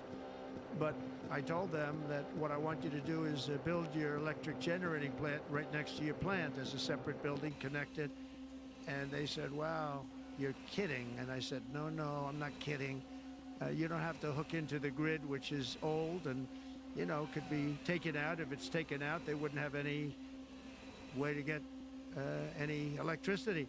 So we are going to allow them to go on a very rapid basis to build their plant, build the electric generating plant. They can fuel it with anything they want, and they may have coal as a backup, good, clean coal. You know, if there were a problem with a pipe coming in, as an example, you're going with gas, oil or gas, and a pipe gets blown up or for some reason doesn't work, there are some companies in the U.S. that have coal sitting right by the plant, so that if there's an emergency, they can go to that short-term basis and use our very clean coal. So that's something else that a lot of people didn't even know about. But nothing can destroy coal, not the weather, not a bomb, nothing. It might make it a little smaller, might make it a little different shape, but coal is very strong as a backup. It's a great backup to have that facility, and it wouldn't cost much more money.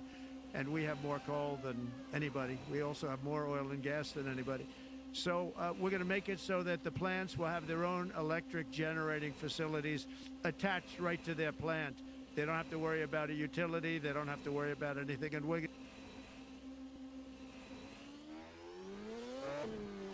to get very rapid approvals. Thank you. Thank you so much, Mr. President. We'll now go to another CEO that you know very well, Brian Moynihan, the CEO and Chair of Bank of America. Good afternoon, Mr. President, and congratulations, and obviously a eventful week for you and your family. If you remember 5 years ago, you came here and we walked among 150 CEOs from all over the world, and you engaged with them about your policies and your procedures. This year you're not here, and yet this week was eventful from the orders that you mentioned earlier. Literally a wave of orders coming out on immigration, on trade, and many other matters. And so, as a representative of the United States here, we got a lot of questions about what does all this mean and how would the president square this with his clear focus on growth, prosperity, market growth, stock market growth, a good bond market, and bringing down prices. So how do you think about the impact of all these orders and how fast they come out and how you're going to balance them with that scorecard of being successful in both continuing GDP growth, bringing down inflation, and also having a good stock price appreciation for the American citizen? Well, I think it's going to actually bring down inflation. It's going to bring up jobs. We're going to have a lot of jobs. We're going to have a lot of companies moving in. You know, Brian, we're at 21%. It was at 40%, and I got it down to 21%, the corporate tax. Sure.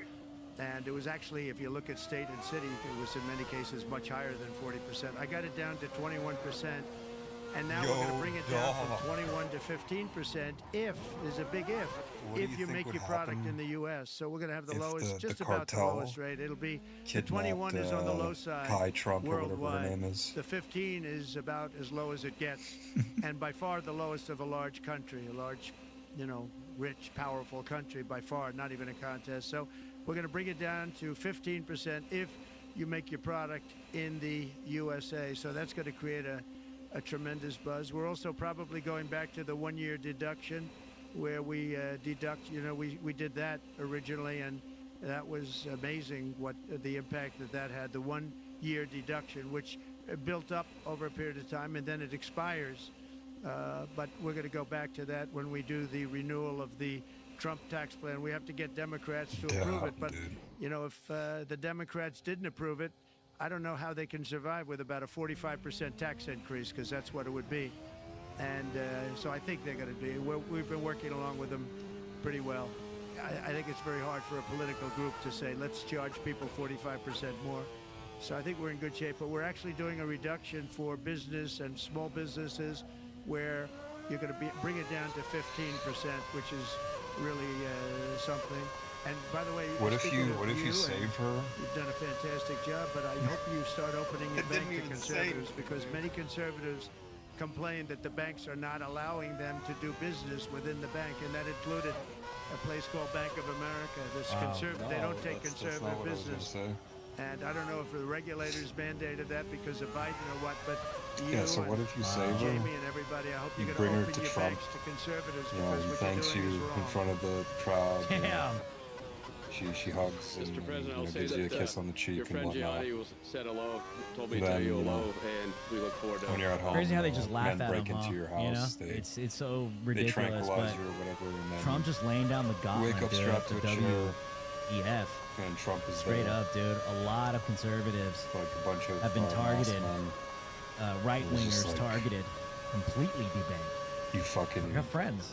I got friends. My fucking daughter told very me what you did. big, and let's just say you did outspoken nothing. voices that have been It's just debanked, like, and not just by one you're not bank, but gonna multiple banks, even You the could stay J6ers here as well. forever, And these men. Yeah. And Wow, yeah. that's a Trump W right there. sponsor the World Cup when it comes. What would you do? Well, it's this summer for the club What and would next be year, going so through your thank you head? for getting that for the United States. Thank you very much, Brian. Thank you, Mr. President. We'll now go to Well, you can, Putin. She's the executive chairman call yourself of a Banco fucking Santander, one of the white big knight European banks, and also in the U.S. saving So, Anna.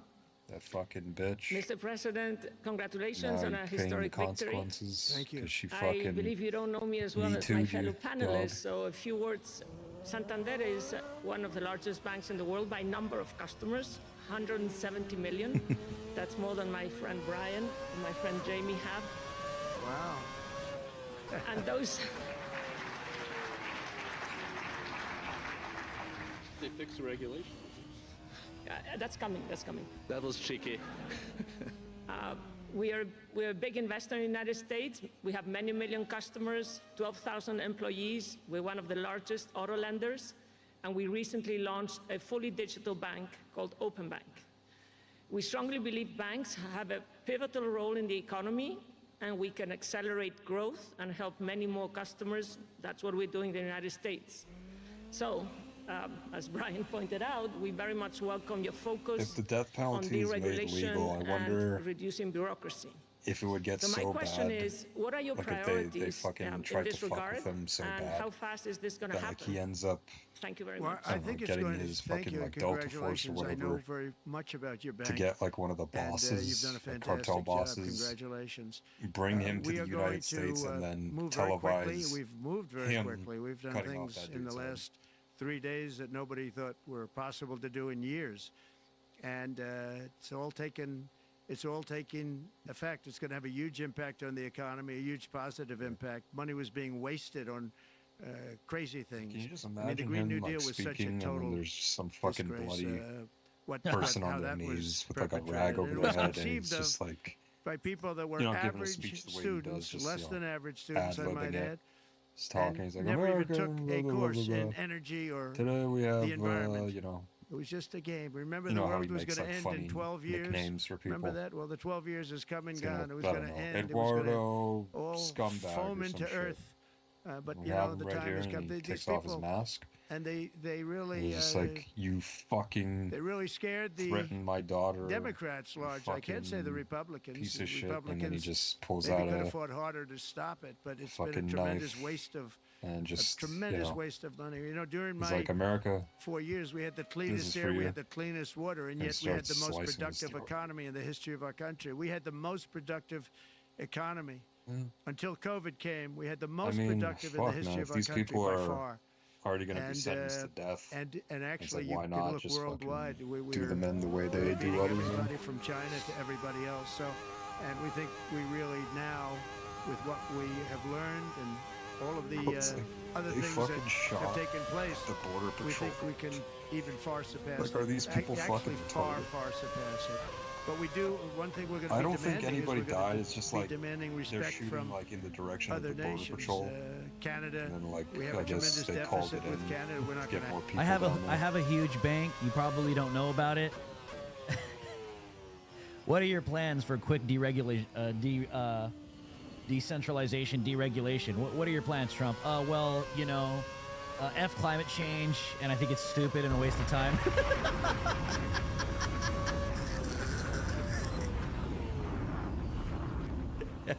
Yeah, that's what I voted for. Have that anymore. We can't do it. I don't know if it's good for them. As you probably know, I say you can always become a state. And if you're a state, we won't have a deficit, we won't have to tariff you, et cetera, But Canada has been very tough to deal with over the years, and it's not fair that we should have a $200 billion or $250 billion deficit. We don't need them to make our cars, and they make a lot of them. We don't need their lumber because we have our own forests, et cetera. We don't need their oil and gas. We have more than anybody.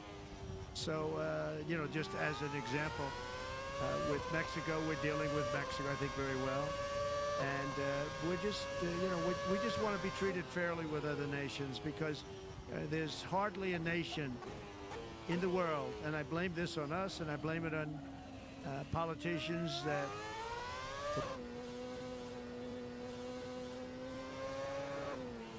for some reason, mostly it's stupidity, but you could also say other reasons, but mostly stupidity. They've allowed other nations to take advantage of the U.S., and we can't allow that to happen anymore. You know, we have debt. It's a very small debt when you compare it to the value of the assets that we have, but we don't want to do that. We want to just have debt be obliterated, and we'll be able to do that fairly rapidly. And a lot of good things are going to happen. And honestly, good things are going to happen for the world, and good things are going to happen for the people that are dealing with us, allies and beyond allies. One thing very important, I really would like to be able to meet with President Putin soon and get that war ended. And that's not from the standpoint of economy or anything else. It's from the standpoint of millions of lives are being wasted. Beautiful young people are being shot in the battlefield. You know, the bullet, very flat land, as I said, and the bullet goes, there's no hiding, and the bullet, the only thing going to stop the bullet is a human body. And you have to see, I've seen pictures of what's taken place. It's a carnage, and we really have to stop that war. That war is horrible. And I'm not talking economy, I'm not talking economics, I'm not talking about natural resource. I'm just talking about there's so many young people being killed in this war, and that's not including the people that have been killed as the cities are being, knocked down building by building. So we really should get that stopped. Likewise in the Middle East, I think we've made a lot of progress in the Middle East, and I think that's gonna come along pretty well. Thank you very much. Thank you, Mr. President. We know that the most consequential relationship in the world is between the U.S. and China. U.S. 28% of the global economy, China close to 20. That's almost half of the global GDP. And we know that you called President Xi Jinping last Friday. We heard that you had a good discussion. How do you see the relationship between the U.S. and China in the next 4 years under your leadership? He called me, but I see it very good. I think that we're going to have a very good relationship. All we want is fairness. We just want a level playing field. We don't want to take advantage. We've been having massive deficits with China. Biden allowed it to get out of Trump is just cooking everybody, dude. And he's $1.1 trillion deficit. It's ridiculous. And it's just an unfair relationship. And we have to make it just fair. We don't have to make it phenomenal. We have to make it a fair relationship. Right now, it's not a fair relationship. The deficit is massive, as it is with other countries, a lot of Asian countries, actually. But we have deficits that are very big, and we can't keep doing that, so we're not going to keep doing that. But I like President Xi very much. I've always liked him. We always had a very good relationship. It was very strained with COVID coming out of Wuhan. Obviously, that strained it. I'm sure it strained it with a lot of people, but that strained our relationship. But we always had a great relationship, I would say, and we look forward to doing very well with China. Trump just cooked him. He's like, I'm not chasing Xi. He called me. And getting along with China. Hopefully, China can help us stop the war with, in particular, Russia, Ukraine. They have a great deal of power over that situation. And we'll work with them. And I mentioned that during our phone conversation with President Xi. And hopefully we could work together and get that stopped.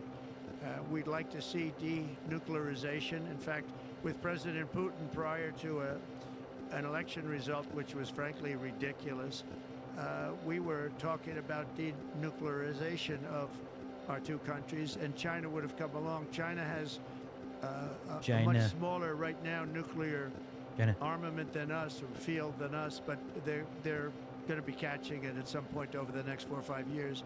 And I will tell you that President Putin really liked the idea of cutting way back on nuclear, and I think the rest of the world, we would have gotten them to follow, and China would have come along too. China also liked it. Tremendous amounts of money are being spent on nuclear, and the destructive capability is something that we don't even want to talk about today because you don't want to hear it. It's too depressing. So we want to see if we can denuclearize, and I think that's very possible. And I can tell you that President Putin wanted to do it. He and I wanted to do it. We had a good conversation with China. They would have been involved, and that would have been an unbelievable thing for the planet. And I hope it can be started. When you're back here in Davos next year, will there be then a peace agreement with Ukraine and Russia by then? Well, you're going to have to ask Russia. Ukraine is ready to make a deal. Just so you understand, this is a war that should have never started. If I were president, it would never have started. This is a war that should have never, ever been started. And it wasn't started during there was never even talk about it. I knew that it was the apple of President Putin's eye, but I also knew that there was no way he was going in, and he wasn't going to go in. And then when I was out, bad things happened, bad things were said, a lot of stupidity all around, and you end up with what you have. Now you have all these bombed out cities. They look like demolition sites with many people killed. I think the thing that you'll see about Ukraine is that far more people have died than is being reported. And I've seen that. But far, far more people have died.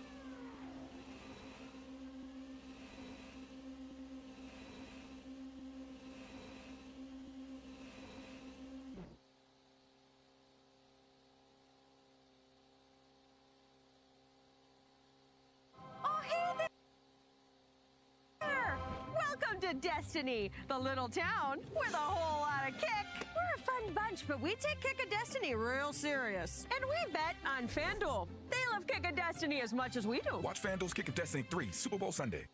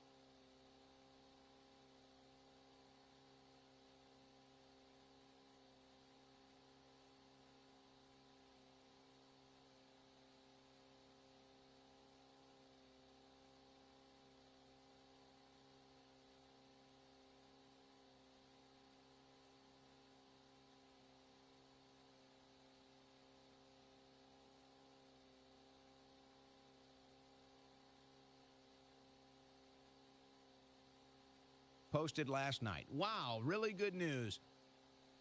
Jim Acosta, one of the worst and most dishonest reporters in journalism. Please go to the SWTOR.com. We have the great atomic defense, the strongest, greatest, concentrated of all the known herbs. To deal with this without turning it into a hostile situation. And Make America Healthy Again is the opposite approach. We can eat healthier foods. We can just be healthier in general. And if you're going to promote this side of health, AI, experimental injections, mRNA technology, whatever else it is, okay, fine. But let's have fair competition then. Let's have fair competition. Let's see what the free market, let's see what the actual marketplace and success will bring about the future of health, let's say.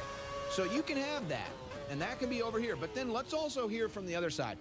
Let's hear from the Make America Healthy Again side. Let's hear from the holistic approach. Let's hear from the all-natural approach. Let's hear some of these other theories that have been around for thousands of years.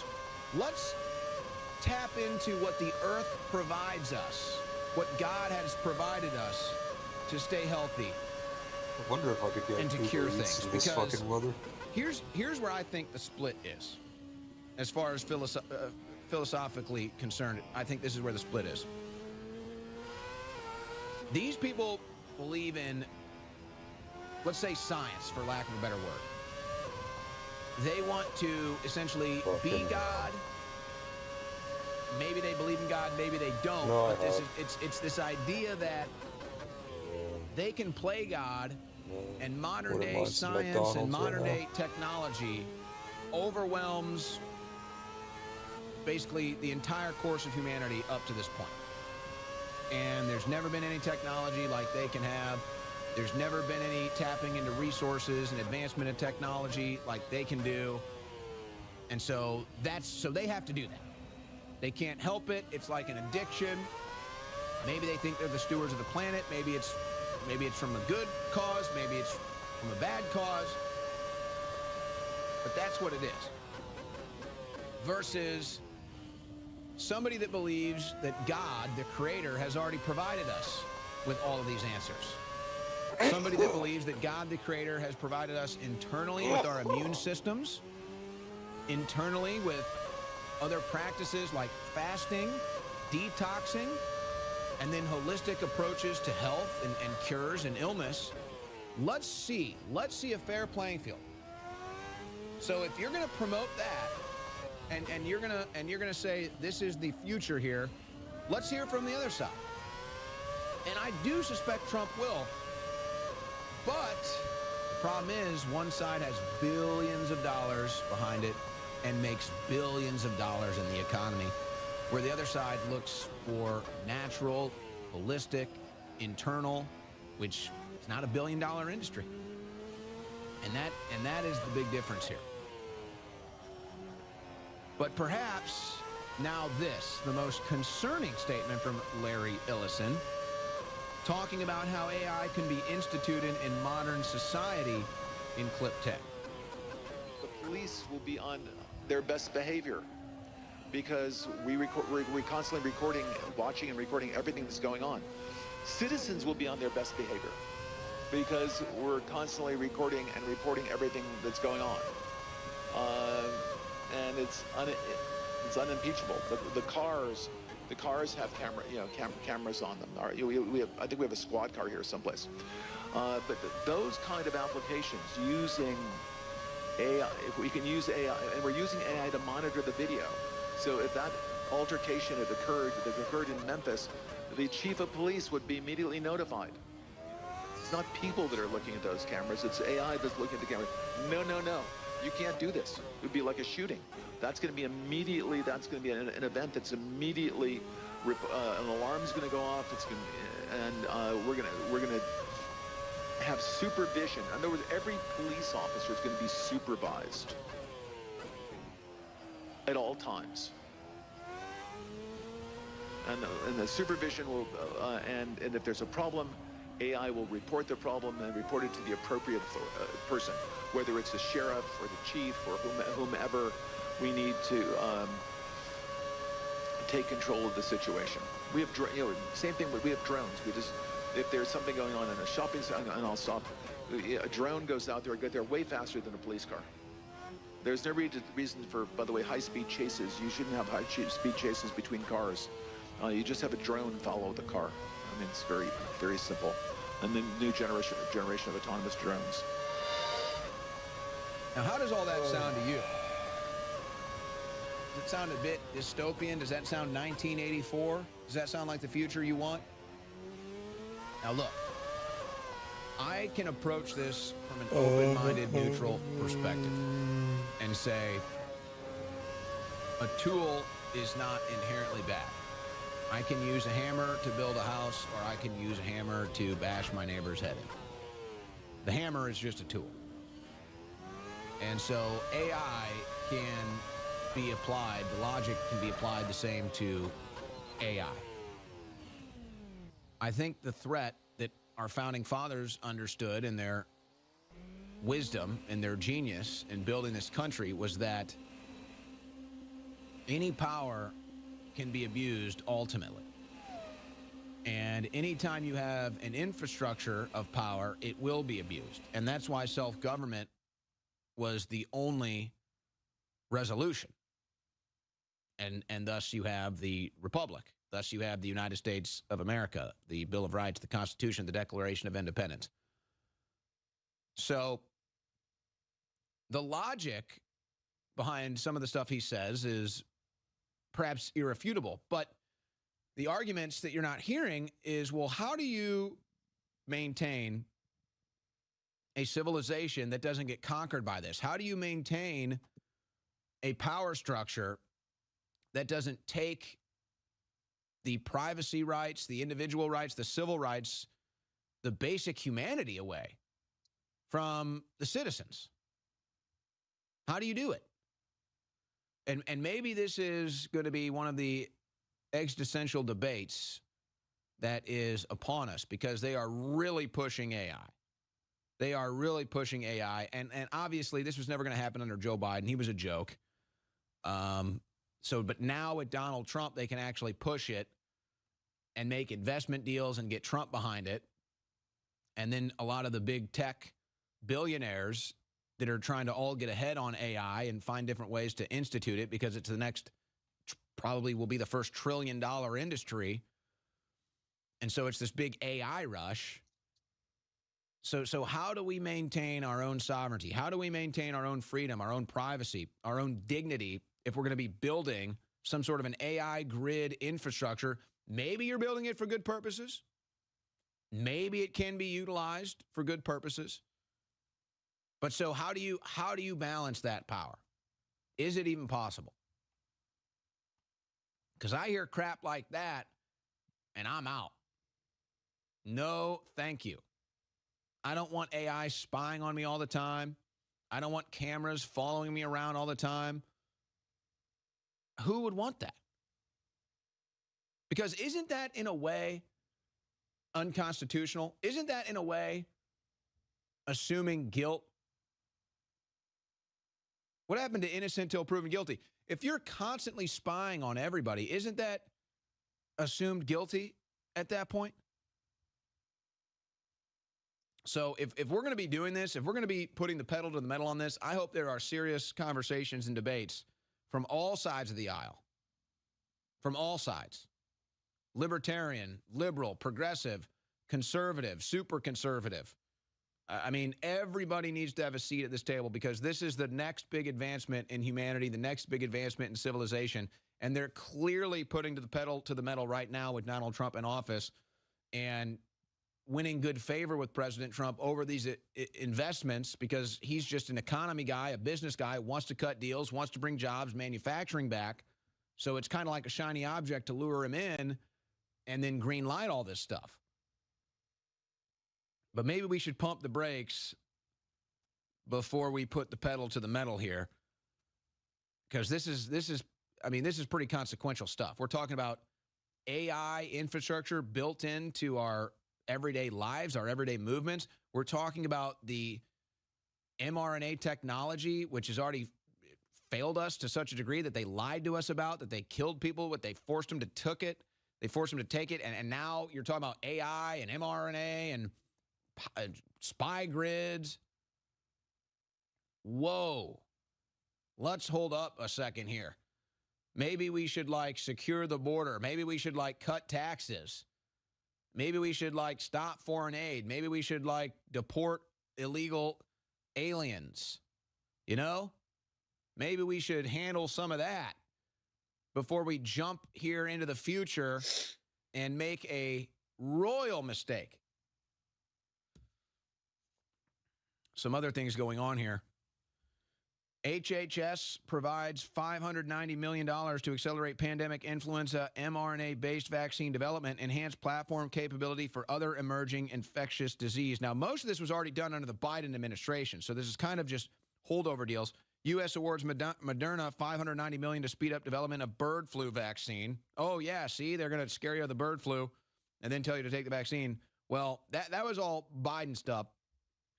Trump orders blackout at CDC, FDA, and NIH as health agencies prepare for MAGA bloodbath. Trump administration directs federal health agencies to pause communications. So he's got to get some of his people in there. But a lot of this stuff is just Biden holdover stuff that I think Trump wants to get in there and kind of have a review and a final say over, and then let the people he's appointed to his administration in these health agencies get their say in it as well. But man, they are really trying to put the pedal to the metal on this stuff. And you know, Trump's just trying to sign all of his executive orders and make all of his promises hold to the American people. And they're kind of trying to sideswipe him with this stuff. So we got to be very careful and vocal about it. All right, we've just got some breaking news, some big breaking news. This is pretty crazy, actually. I might have a little something to do with this, unintentionally. But Trump just made a big move. Before I announce that, all right, the crew swears by this product. I mean, they are obsessed with it. I see these things all over the studio all the time. That's the Ultimate Sambucus Gummies with elderberry, vitamin C, and zinc. And I feel like I can't get enough vitamin C and zinc right now as I'm recovering from whatever bug I got from DC. I think I'll be fully recovered by tomorrow, but still a little bit of the, it's still nagging me a little bit here.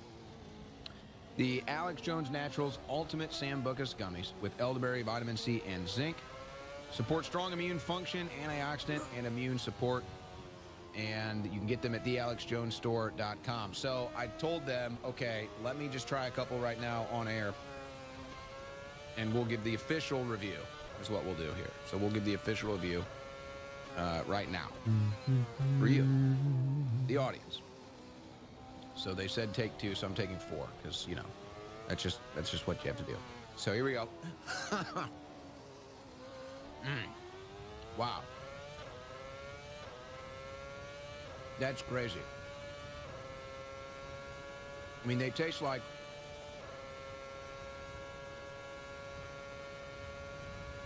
You remember those old gummies? I got to try the sea moss too. I'll try them all. I'm overloading right now on all the different. So, all right, now they're going to have me try the ultimate sea moss gummies too. I'm afraid of gummies because I kind of have an addiction to gummies. I'm not going to lie. Not anymore. But when I was younger, you know, some of them like Sour Patch Kids, gummy bears, I would eat like a whole bag. And it's just not good. So I just don't eat gummies anymore. But they swore by these things, but now I'll probably be addicted to these. No, these taste like... What were those gummies? Not like the Lifesaver gummies. They do kind of taste like the Lifesaver. The point is they taste great. I've already had 4. I'm about to dump the whole bottle into my mouth now. No, it was the fruit gummies. It came in a bag. And they were shaped like fruits. And you could get them at fruit snacks. That's it. That's it. You guys know what I'm talking about. That's what these taste like. These taste like those fruit snack gummies. Incredible. And the fact these are healthy for you, I mean, that's... How do we do it? How do we do it? All right, let's try these now. Oh, these ones are out of stock, so this is just an exclusive for me. Oh, these are actually shaped like gummy bears, too. So that's even more fun. But these are out of stock, so this is just for me, unfortunately. We'll get them back in stock eventually. But the Ultimate Sam Buckus gummies, these are in stock right here, guys. Taste like fruit snacks and healthy for you. Probably going to sell out soon, so take advantage of that before they do. Now, see, these have the same texture of a gummy bear. Let's see. Now, that tastes more like a Lifesaver gummy. Mm-hmm. Yeah. Also very good. Also very good, but that has more of the texture and taste of a Lifesaver gummy. The Ultimate Sam Buckus, that tastes like the fruit snack gummies. That's crazy what they're doing over there at the AlexJonesStore.com. I never tried the gummies because I have like an affliction for gummies where I can't just eat 1 or 2 or 10 or 20 even. It's like until the bag is gone. So I just try to avoid gummies. It's always been that way since I was a kid, but man, well done over there at the AlexJonesStore.com. Tastes great and is healthy for you. By the way, big sales going on right now. The new beginning sales. Trump is back in office, so the new beginning sales site-wide, 10% off t-shirts and hoodies. Hats are on sale, and so many of the supplements that are still in stock are on sale as well. The limited edition Trump inaugural silver coin, and so much more right now at the AlexJonesStore.com. All right, here's the breaking news. Maybe it would even be worth going and finding the clip. Old Colette Peters, now former head of the BOP, Bureau of Prisons Director, out as Trump's Justice Department reforms take shape. Bureau of Prisons Director Colette Peters out. You're fired. She's out. Now, this is a crazy story. I'm sure I may have... I can't even remember. I may have mentioned this when I got out of prison, but because this definitely had a lot to do with me getting out of solitary confinement. This definitely had a lot to do with, if you listened to the show yesterday with Enrique Tarrio, as he describes it, it's the SHU, the Special Housing Unit. That's what it's actually called in the BOP. When I was in there, and there was basically just no communication, nobody knew what was going on with me, Matt Gaetz, there was a hearing with Colette Peters, and the BOP was requesting, this number feels outrageous, but was it $2 billion, guys? The BOP was, we'll try to dig into this. The BOP was requesting an astronomical amount of money. And they were obviously having issues because they already have a lot of funding, but the BOP is a complete disaster, and the prisons are mostly a complete disaster. So, I mean, I could understand they need more funding, but there's other problems probably instead of that. Like, half the people in there probably don't belong. So I would just say, you know, you cut the inmate numbers in half, and then that probably solves. You know, whatever. I think the way I put it at the time was, whatever money you're requesting, find out how many inmates annually cost that much money, and then just free those inmates. And then, you know, you can go case by case and probation and everything, whatever, but that's how you can get your $2 billion. You don't need more funding. So when I was in the shoe and nobody could get in touch with me, members of Congress couldn't get in touch with me, my lawyers couldn't even get in touch with me. They couldn't even come have a visit with me. Matt Gaetz tried to have a visit with me. They wouldn't even let him. And so they're up there begging. I think the number was $2 billion. It sounds astronomical, but for whatever reason, that's the number my memory keeps telling me is $2 billion. And Matt Gaetz was like, hey, you're up here requesting $2 billion. You have political prisoners like Owen Schroyer that can't even hear from their lawyers or members of Congress. Why should we give you this money when this is the type of institution you run? So we're going to try to pull that clip when he brings that up and get that number. So why don't we just let the crew kind of do their due diligence and get everything sorted out before I try to pitch that. But nonetheless, she's fired.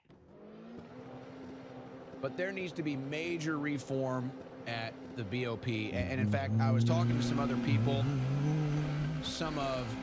and we'll get into these parts now with some other news that I have for you today from talking with my lawyers earlier. And I was talking to some of Ross Ulbricht's people. I've talked to dozens of January 6 defendants that just got released from prison in the last 24 hours. Now, a lot of them basically have said to me, because I told them, I said, look, if you ever want a place to tell your story or talk to the American people, I will offer my show to you. I'll offer my platform to you anytime you want. They were all very appreciative of that, but pretty much all of them, I would say, except a small handful, are basically saying, hey, look, just kind of want to get back to my normal life. Just kind of want to spend some time with friends and family, just try to settle in, and then we'll do some interviews. So that's kind of where they're at right now, including Ross Ulbricht. But in talking to them and talking to the lawyers and talking to some family of theirs, criminal justice reform has to be a major issue. And if you recall, when I did get out of prison, I said this was going to be a major issue for me, was going to be criminal justice reform. And so it's kind of coming full circle with me now. And with all these other people getting out, there's a lot of momentum behind this. Criminal justice reform is a necessity for restoring justice in this country. And I'll just kind of put it short and sweet here. I don't want to go long on this deal because I have some other big breaking news, but here are some of the problems that we can have a remedy on. The process is broken because the attorneys, the prosecuting attorneys, the U.S. attorneys, what if he could launch products? All they care about is conviction rates. And this is so they can have a high conviction rate number, climb the ladder, whatever. And that's a problem. When the motivation from the U.S. attorneys is conviction rates and not justice, inherently the system is broken right there. And I will tell you, it's a very sinking feeling. It's a very lonely feeling being in the wrong corner of that courtroom when you realize that justice was never in the equation. Never. So, you know, you're taught growing up in this country that we have a justice system, innocent till proven guilty, and when you get into that courtroom with that judge and the attorneys and everything, that's for justice. You have a shot. You have a chance at justice. You sit down in that courtroom, and it doesn't take long to realize justice was never in the equation. Never. So when the prosecuting attorneys and the U.S. attorneys, when their number one concern is conviction rates, justice has already failed. When the judges are thinking about how they need to fill the prisons, justice has failed yet again. And that's what goes on. And now lawyers have realized this. So they have to give their clients the best advice. Oh, dude, man, when I woke up in the morning... And so now with these pardons going out, some people are in different situations than others. From the fucking oil. Like, if you went to trial and you fought the government... And spent the entire morning... You probably got treated a lot worse if you didn't take the plea bargain. You probably got extended jail sentences. Oil. THC oil. No, I took it like the night before, like when you were streaming, and I don't know, I guess it took a while to digest because when I woke up, man, I was like in the thick of it. And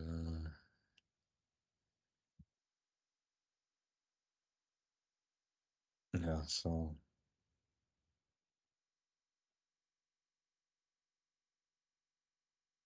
yeah. Yeah, no, I had to go in.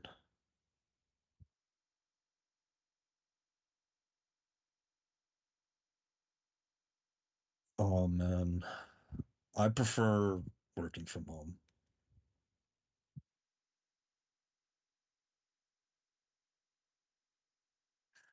Yeah, like I can, mind my own business. Basically what I do is I get my earphones or whatever and just blast music while I'm doing my work.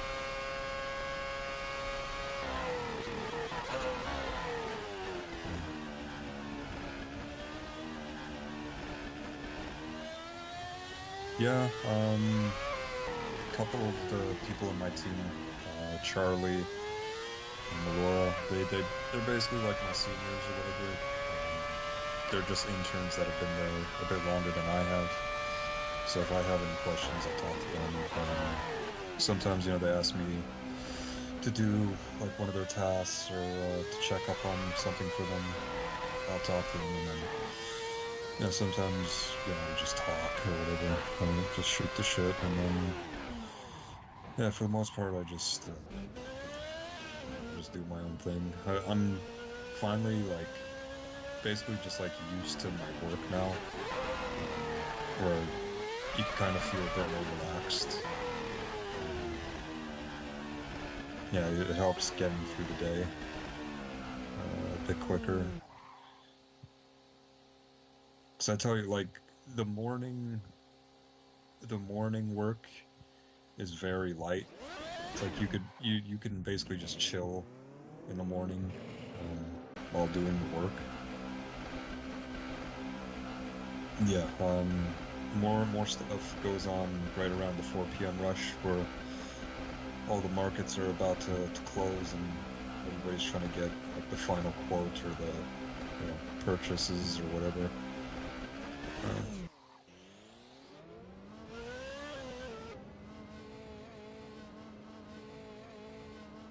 I don't know about businesses, but it's definitely because the market is closing.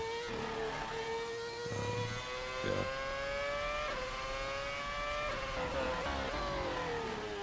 Yeah, I've even gotten used to the rush hour, I'm totally relaxed during it. The only shit that really stresses me out is just technology issues that you have to fucking call up.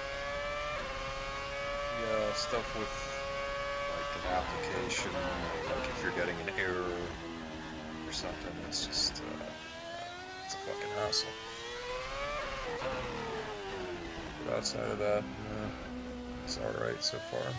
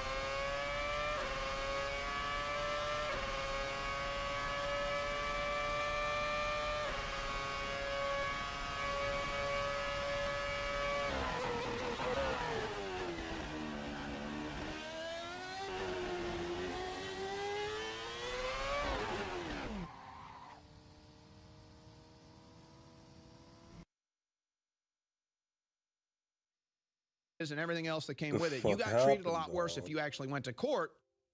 That was your decision. But now you have different legal options than somebody that took a plea bargain. Get a better But the lawyers know. They know, hey, this is the tactic. They're going to try to charge you. They're going to try to drastically overcharge you so that they can get a plea bargain and they can get a high conviction rate. So you have two options. You can either go to court and likely lose and face every single one of these charges and extended jail time, or you can take a plea bargain and maybe avoid jail altogether or suffer extremely less consequences. So what are you going to do? You're probably going to take your lawyer's advice, like most of the January 6th defendants, or in any other situation. You're going to take the lawyer's advice and you're going to go for the lesser sentence. You're not revving it? And that's the tactic, and all the lawyers know that. So you never have a shot at justice. You never have a shot at justice. Now, that really has nothing to do with the head of the BOP, but it's why the system is so overwhelmed. There are too many inmates. There are way too many nonviolent criminals in the system that don't belong there. And really, I would say there's not even a chance at reform once you get in there. Unless you're already a very stable person, the chances of you being reformed inside the BOP is slim to none. You lose your dignity, you get treated like garbage, you're in a garbage facility. There's nothing comfortable about it. And look, I'm not saying if you're a violent criminal or whatever, you should be in a comfortable situation. That's not the point. These are nonviolent criminals who mostly don't belong there, who lose their dignity, and many of them end up coming out even more disgraced at the system, and that's why there's so much of the recidivism that we see. So the BOP is broken. The whole system of justice is broken. There needs to be massive reform here. But we do have the clip. So this is when I was in prison, and nobody could hear me. They just disappeared me into a hole. And Matt Gaetz brought it up with Colette Peters, who just got fired by Donald Trump. Here it is. I am worried that throughout our Department of Justice and what we've endured, that there are some people who are sort of being used as pawns, and they're being mistreated in order to send a message to other people. And I'm grateful that you've said here that is not your doctrine. You don't want to see that happen, but you also haven't been able to share with us an entire confidence that isn't happening in some cases. And I'm worried that it's happening here. Have you heard of the matter of Owen Schrayer? No, that name is not familiar. Very similar fact pattern. You know, somebody who's sort of spoken out, was prominent in the public, was convicted as a consequence of activities on January 6th, and now feels as though there's specific Bureau of Prison retaliation. I don't think any group of people should be retaliated against, so I look forward to taking you up on the offer to perhaps go and do some site visits and see how people are being treated and get that information directly. So I hope I get prompt cooperation from OLA. Now, did we ever, I'm going to go into a little more detail on this. Did we ever find out the number they were requesting, guys?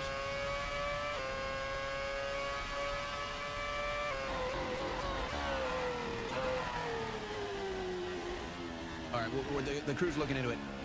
I don't know why the number $2 billion keeps coming in my head. It sounds astronomical, but usually my memory is like 99% trustworthy, but that just sounds so crazy.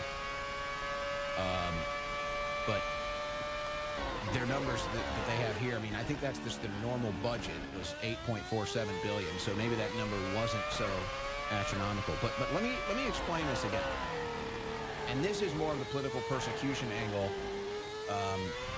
more so than maybe the criminal justice reform, but it's all intertwined.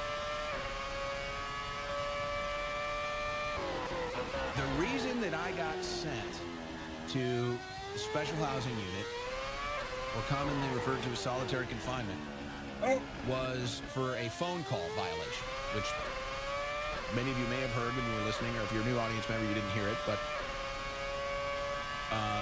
my first phone call, I got sent to the prison inside of the prison. I got punished for it. And every step of the way, and I want to be careful here, but every step of the way with BOP employees, and they all told me the same thing. We have never seen a case like yours.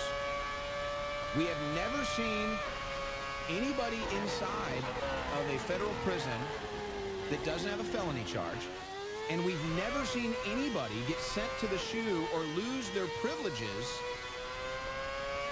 for the phone call that you made. Never seen it before. So that's the retaliation that Matt Gaetz was talking about. Now, throughout that process, I lost privileges, I had property stolen, I could go on and on and on. But after that, thank you, Matt Gaetz, after that, they early released me from the SHU. I was supposed to say my whole sentence in there. They early released me, and it was all because of that political pressure. 100%. And I could tell you about more what happened on the inside, but let me just move on. But okay, Colette Peters fired out at the BOP. Now, let's get into some of the other pardons. Trump announces pardon for Silk Road founder Ross Ulbricht, vacating life sentence. And, you know, the attacks on Ross, I feel, are extremely unfounded because of the things that happened on his website. How can you blame him for that? It's like if somebody builds a boat and floats it out to the ocean, and then somebody goes onto the boat and does illegal things, well, you don't blame the guy that made the boat. He had nothing to do with it. So that's kind of how I view Ross Ulbricht and Silk Road. But really, he had to be punished for creating a website that was basically just, you know, free, without regulation, without government oversight, and so an example had to be made of Ross. So Trump did the right thing, and he fulfilled a promise. Now, I'll say this, and this is a very tough issue, but there are 14 January 6th defendants who had their sentences commuted, two of which are veterans, including friend of mine, Purple Heart recipient, Joe Biggs.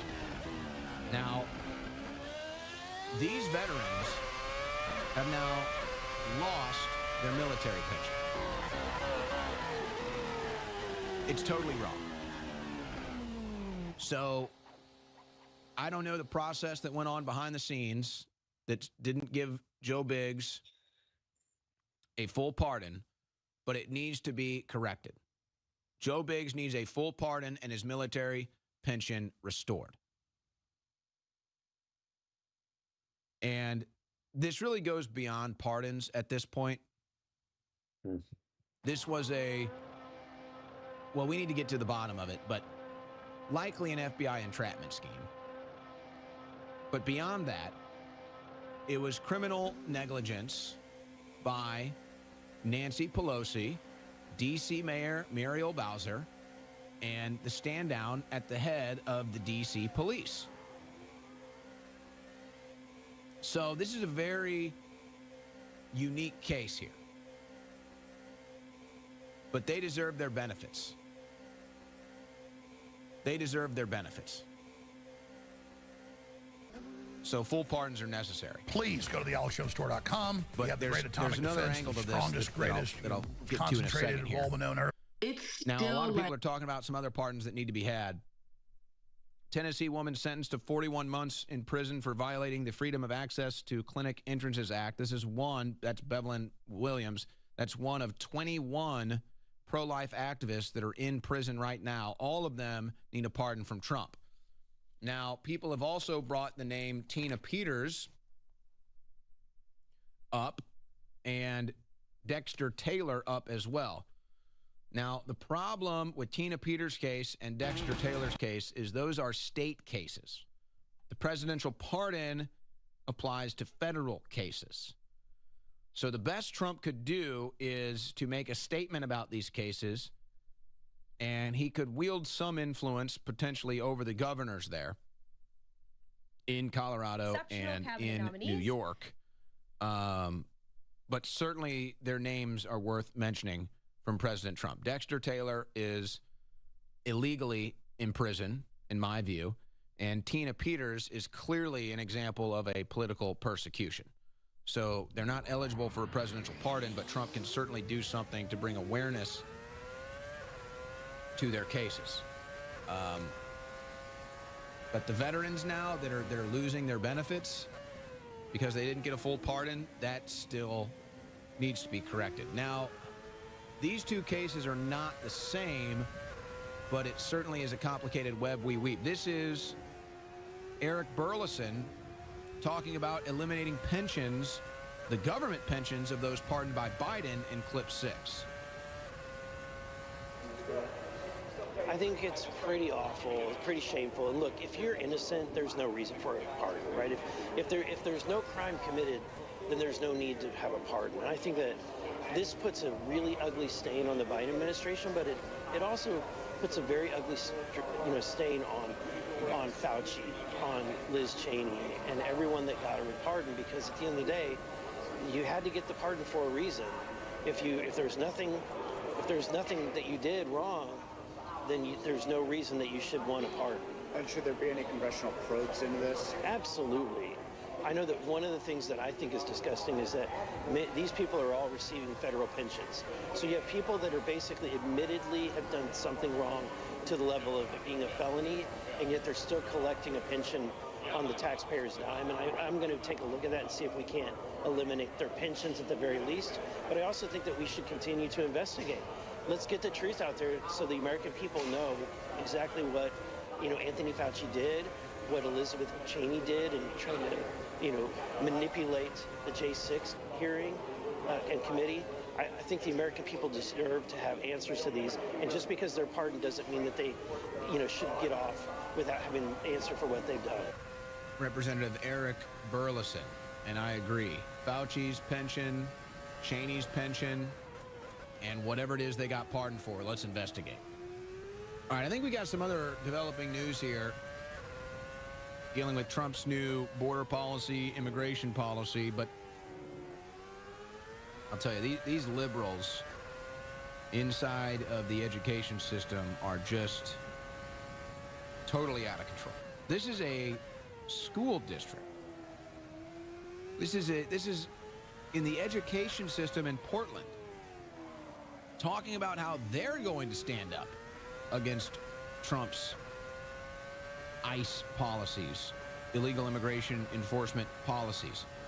So do you understand what we have here? We have school administrators, we have school teachers who are leftist activists, and they'd rather indoctrinate your kids with their leftist sexual perversion ideology, and they'd rather use their pulpits as educators to stand up against Trump's immigration policies. These people are out of control. Portland School District in Maine will protect illegal immigrants by standing up to ICE. Clip 1. Since our last meeting, the nation has learned the outcome of the most recent presidential and other elections across the country. Is that an AI? These results have created a lot of feelings, and rightly so, in many members of our community. This election was incredibly important and consequential, and we are already starting to feel the impact. One of the groups that of our community that has recently come under attack in the administrative changes is our beloved immigrant and refugee community. Unless specifically required by a valid court order, Portland Public Schools employees, contractors, volunteers, and representatives will not use district resources for the purpose of detecting or assisting in the apprehension of persons whose only violation of law is or may be an undocumented resident in the United States or failing to produce documents authorizing residency in the United States. Just a reminder that there are no current plans for mass deportation or other action, but we're doing everything that we can to be prepared should this become the case.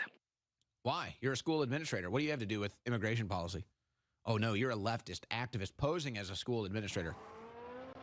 They're beloved non-citizens. You ever noticed how Democrats and liberals, I mean, quite literally, this isn't even up for debate. They're public about it. They're public statements. They're public policy. They put non-citizens ahead of Americans. Period. I got more evidence of that coming up.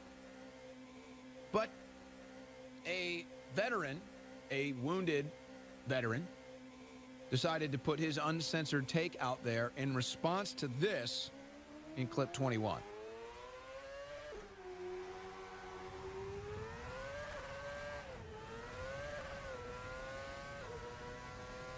We don't have the veteran clip?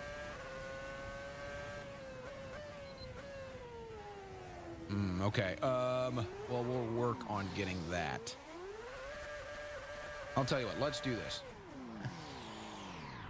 How about this for you? Philadelphia Mayor Cheryl Parker. Do you understand how dumb these people are, folks? I don't know if you can even comprehend how dumb these people are. You saw Karen Bass, complete moron. This is Philadelphia Mayor Cheryl Parker attempting to lead an Eagles chant. Philadelphia Eagles moving on in the NFL playoffs. So she's going to try to lead an Eagles chant here. See if you can catch what she does wrong here in clip 18. E-L-G-S-E-S, Eagles! Let's go, Birds! One more time for me. Wait, what was that? E-L-G-S-E-S, Eagles! Hold on a second. Let's go, I gotta, Birds! this is so stupid. One more time. E-L-G-S-E-S, Eagles! Let's go, Birds! E-L-G-S-E-S. Elgses? All right, we've got some breaking news here from the desk of President Donald J. Trump. But first, here's that veteran I mentioned earlier. Here's what he has to say about those Democrats that care more about illegal immigrants than Americans. Clip 21. And I don't give a fuck what your guys' opinions are. Do you know that I have paralysis in both my legs? I got blown up for this country, fighting in a war for the United States of America. My patch on my arm had an American flag. My shit said U.S. Army. Do you see anybody giving me anything? Fuck no. I had to give up my whole fucking life, and I still have to try to fight to survive. So everyone that acts like, oh, veterans are supposed to be, no, man, fuck that shit. As a disabled veteran, somebody who served in actual combat and specialized units, I personally do not give a fuck that you're getting kicked out this country. You know that some of my fucking friends that got their papers through DACA and all that shit, do you know that they put 4 years in the fucking army to get their green cards? While you guys are sitting here crying at the border, what have you done? What have you actually done? There's Mexicans who waited 10 plus years to get their citizenship. And you expect us to feel bad for you? No, man, get your mother asses out. Honestly, get the out. I can't wait till y'all asses are gone. I believe that name is Andre Rivers, is what it looks like on his handle there. But if I got that wrong, I apologize.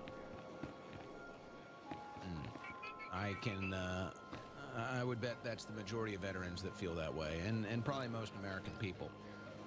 And this is why the Democrats engage in these language wars, and they try to conflate immigrants with illegal immigrants, and they want you to think that there is no difference. Well, there is a difference.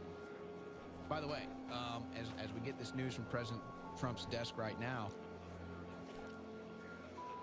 Trump has just rescinded the COVID vaccine mandate for immigrants.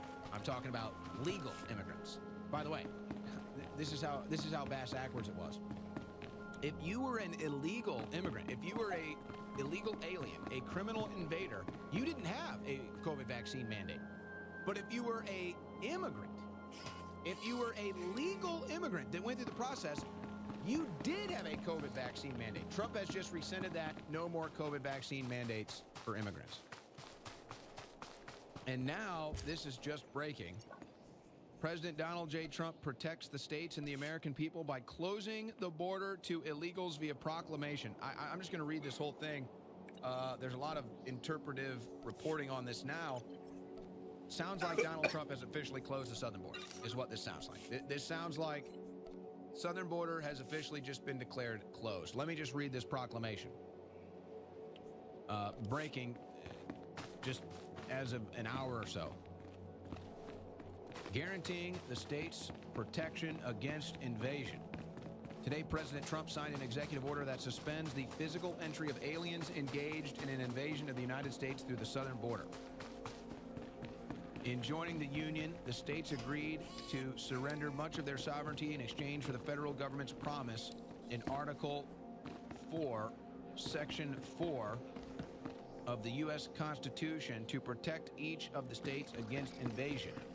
states, such as the great state of Please select Texas, an available travel asked the route. federal government for protection against invasion Have by a safe Biden and pleasant stay. administration, but it failed to protect them from millions of illegal aliens entering the United States, invading their communities, and imposing billions of dollars of costs on state and local governments.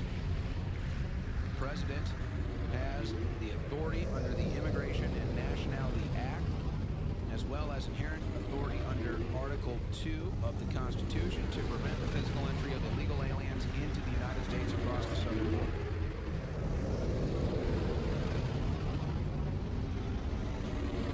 You know, you have all of these liberals posing as constitutional experts, so I love how they're actually putting the articles of the Constitution in this proclamation here, because you're going to see all these leftists responding, it's unconstitutional, it's this, that, and the other thing. And then it's just like, oh, well, go ahead and read the act. You can see it's perfectly constitutional, actually. And you are no constitutional expert if you think there's any rights of illegal aliens, by the way. Direction to immediately repel, repatriate, and remove illegal aliens involved in an invasion. Through the exercise of his authority under the Immigration and Nationality Act and the Constitution of the United States, President Trump is authorizing and directing the Department of Homeland Security, the Department of Justice, and the Department of State to take all necessary action to immediately repel, repatriate, and remove illegal aliens across the southern border of the United States. Through the exercise of his authority, President Trump has further restricted access to the provisions of the immigration laws that would enable any illegal alien involved in an invasion across the southern border of the United States to remain in the United States, such as asylum. Wow. President Trump promised to seal the border on day one. Fuck it up. So, there's other fact sheets that have come from the desk of President Trump. We just read for you the official whitehouse.gov press release. He's also declared an emergency at the southern border, invoking a national emergency. Today, President Donald J. Trump signed an executive order invoking the National Emergencies Act regarding the crisis at the southern border of the United States. They did send about 1,500 more troops to the border to help enforce this. Taking back control. For the past 4 years, the federal government has abdicated its responsibility to enforce the border, resulting in a catastrophic immigration crisis for the United States. America is in a dire situation, and it's past time for the government to act. President Trump first declared an emergency at the southern border on February 15th, 2019, and continued that emergency on February 13th, 2020. Of course, then Biden made it worse than ever. Lots coming off of the president's desk. This is wonderful. Yeah, well, as we predicted, I knew we'd have some breaking news before we signed off. Wow. How are we feeling so far? You took a nasty How fall. are we feeling so far? From Trump's, I guess technically, day 3. I mean, really, it's day 2. But Trump was signing bills day 1, so really, I guess it is day 3. So day 3, and no shortage of action. No shortage of action. Stand by for examination and suggested product. By the way, in case you didn't hear, U.S. Border Patrol agent was fatally shot in Vermont at border near Canada, and it turns out it was a visa overstay, and who knows what was going on when they got into this gunfight. The agent's death and the illegal immigrant's death was both confirmed. So this is just the violence that comes from the wide open borders and all the different open border illegal immigration policies. Never want to mention that, though, in all their little bleeding heart liberal diatribes. They never want to mention that. All right, we got a couple other stories here. We got Nicole Shanahan just released a strong statement on the mRNA vaccines. Expected that to come. Now, but here's what I'm talking about. This is, I don't know how this, I mean, is this not treason? Alexandria Ocasio-Cortez. I mean, this woman is broken. This woman takes every anti-American stance that she possibly can. She says, know your rights. Do you think she's talking about you? You are fit for duty. Return to your post. Do you think she's talking about the American citizen when she says know your rights? No. Stand by for examination and suggested about product. Illegal aliens. With mass deportation starting today across the country, well, I wish there were mass deportations starting across the country. I don't know if I'd consider a couple hundred mass deportations. With mass deportation starting across the country, you are fit for duty. Return to your post. It is vitally important for both citizens and non-citizens to know your rights. She published this. Non-citizens' rights. You do not have to speak to ICE without a judicial warrant. You do not have to open the door. You can ask them to leave. You can stay silent. She says they have a Fifth Amendment right. They are not Americans. She says they have a right to privacy. They are not Americans. Oh my gosh. You have the rights to an attorney. So again, this is know your rights. This is the same Democrat. This is the same far-left liberal that will trample over the rights of every American. Your free speech rights, your Second Amendment rights, your innocent till proven guilty, your privacy, the list goes on and on. But for non-citizens, they say, know your rights. We will stand for your rights. How is this not treason? Report your ailments. Maybe we should make treason charges normal again. You know, the only people that would have a problem with that are people that commit treason. I have no problem openly speaking about treason charges because I've never committed treason. I would never consider committing treason. I've had treason committed against me. You are fit for duty. Return to your post. Upon by this country, by my government. First Amendment, Second Amendment. List goes on. Fourth, fifth, you name it. Outsider, you are skilled in battle. We are desperate. I am Faith Kai. I guide pilgrims to the Shrine of Healing. Pilgrims can no longer reach this place. The Gormak will kill any who try.